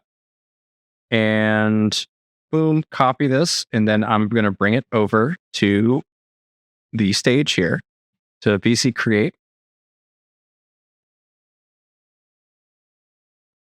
Yes, please use that Compasta. I love that you use that. So I will submit this. Okay. And I'm going to describe this myself, actually. I think I'm going to say /imagine, paste the link for this art here. I'm going to set the art to IW3, and then I'm going to write in the prompt itself saying, what is it? Let's just do alien, aliens under glass. I'm just say aliens under glass with a maxed out image weight, and we're going to see what that does. Fool, it's mine now. Fool. Yeah. Oh man, I know one artist that's just freaking neat. I love these angry mooses. Whoa, like I gotta actually, I'm gonna upres all of these just because I might use them later. Angry moose.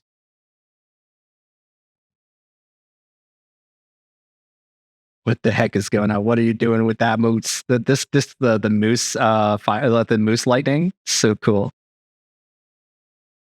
I look like what is it?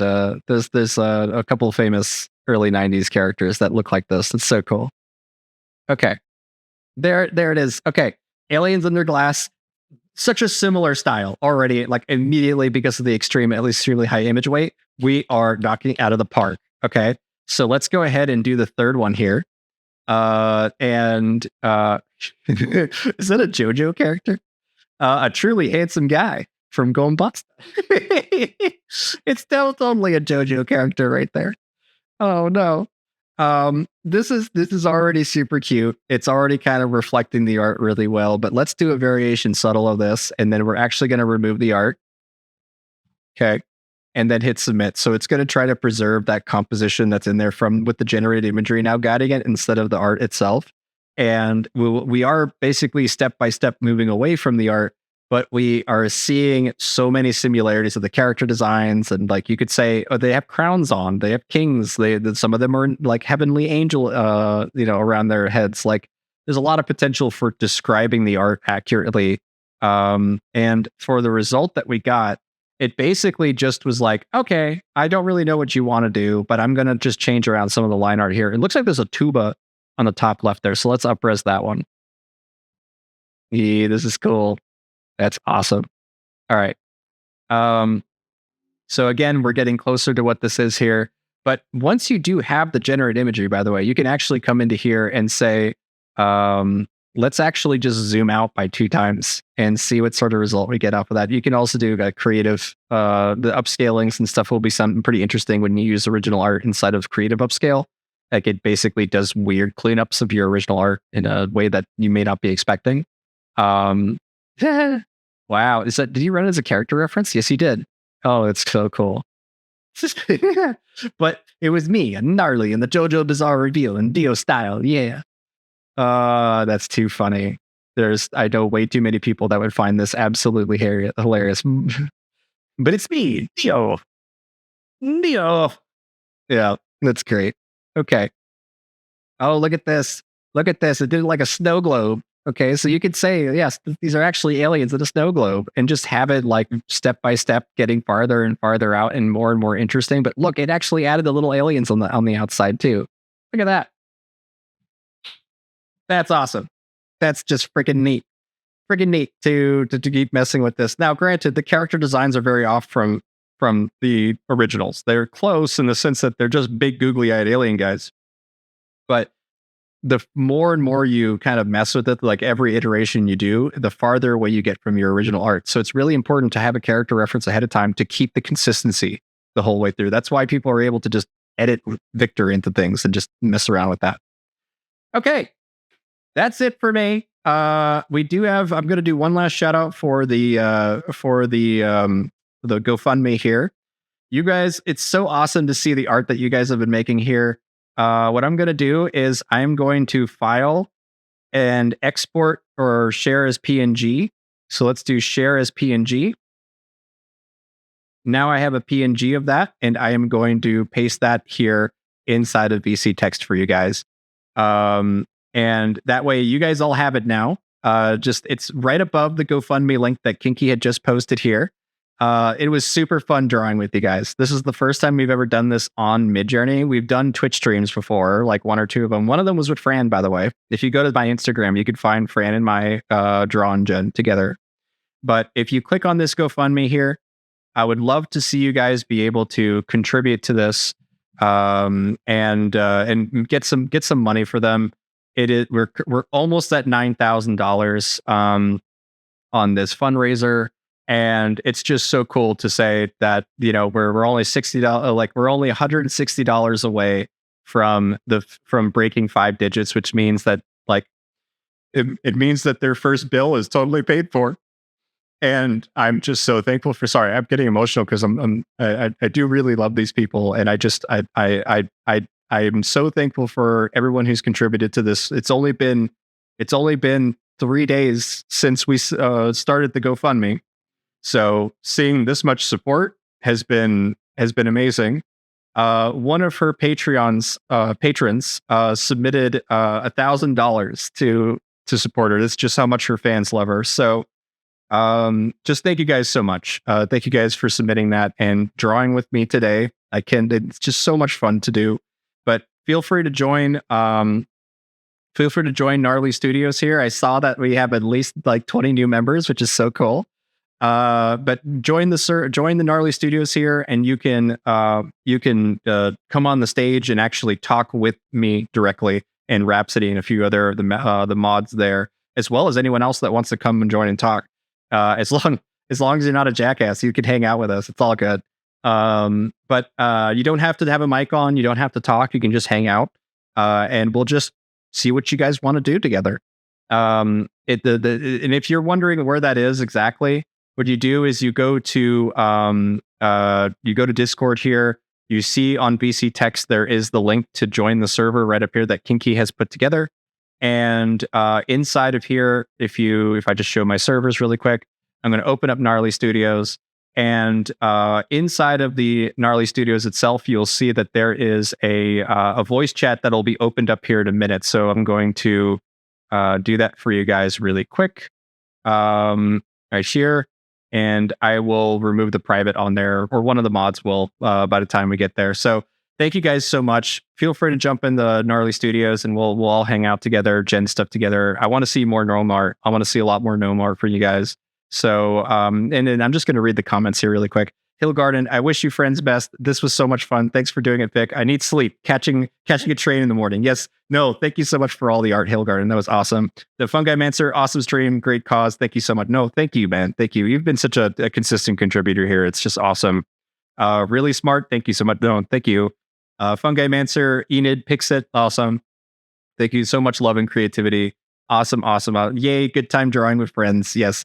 Thank you guys. Thank you guys so much. I'm going to give all the hearts and even a little dancy skeleton boy on that there. So thank you guys so much for drawing with us today. And I hope to see you at Gnarly Studios. I'm going to leave it to Kinky to give some closing message here for prompt battles. So thank you guys so much. Nah, I don't have too much to say. I already did it.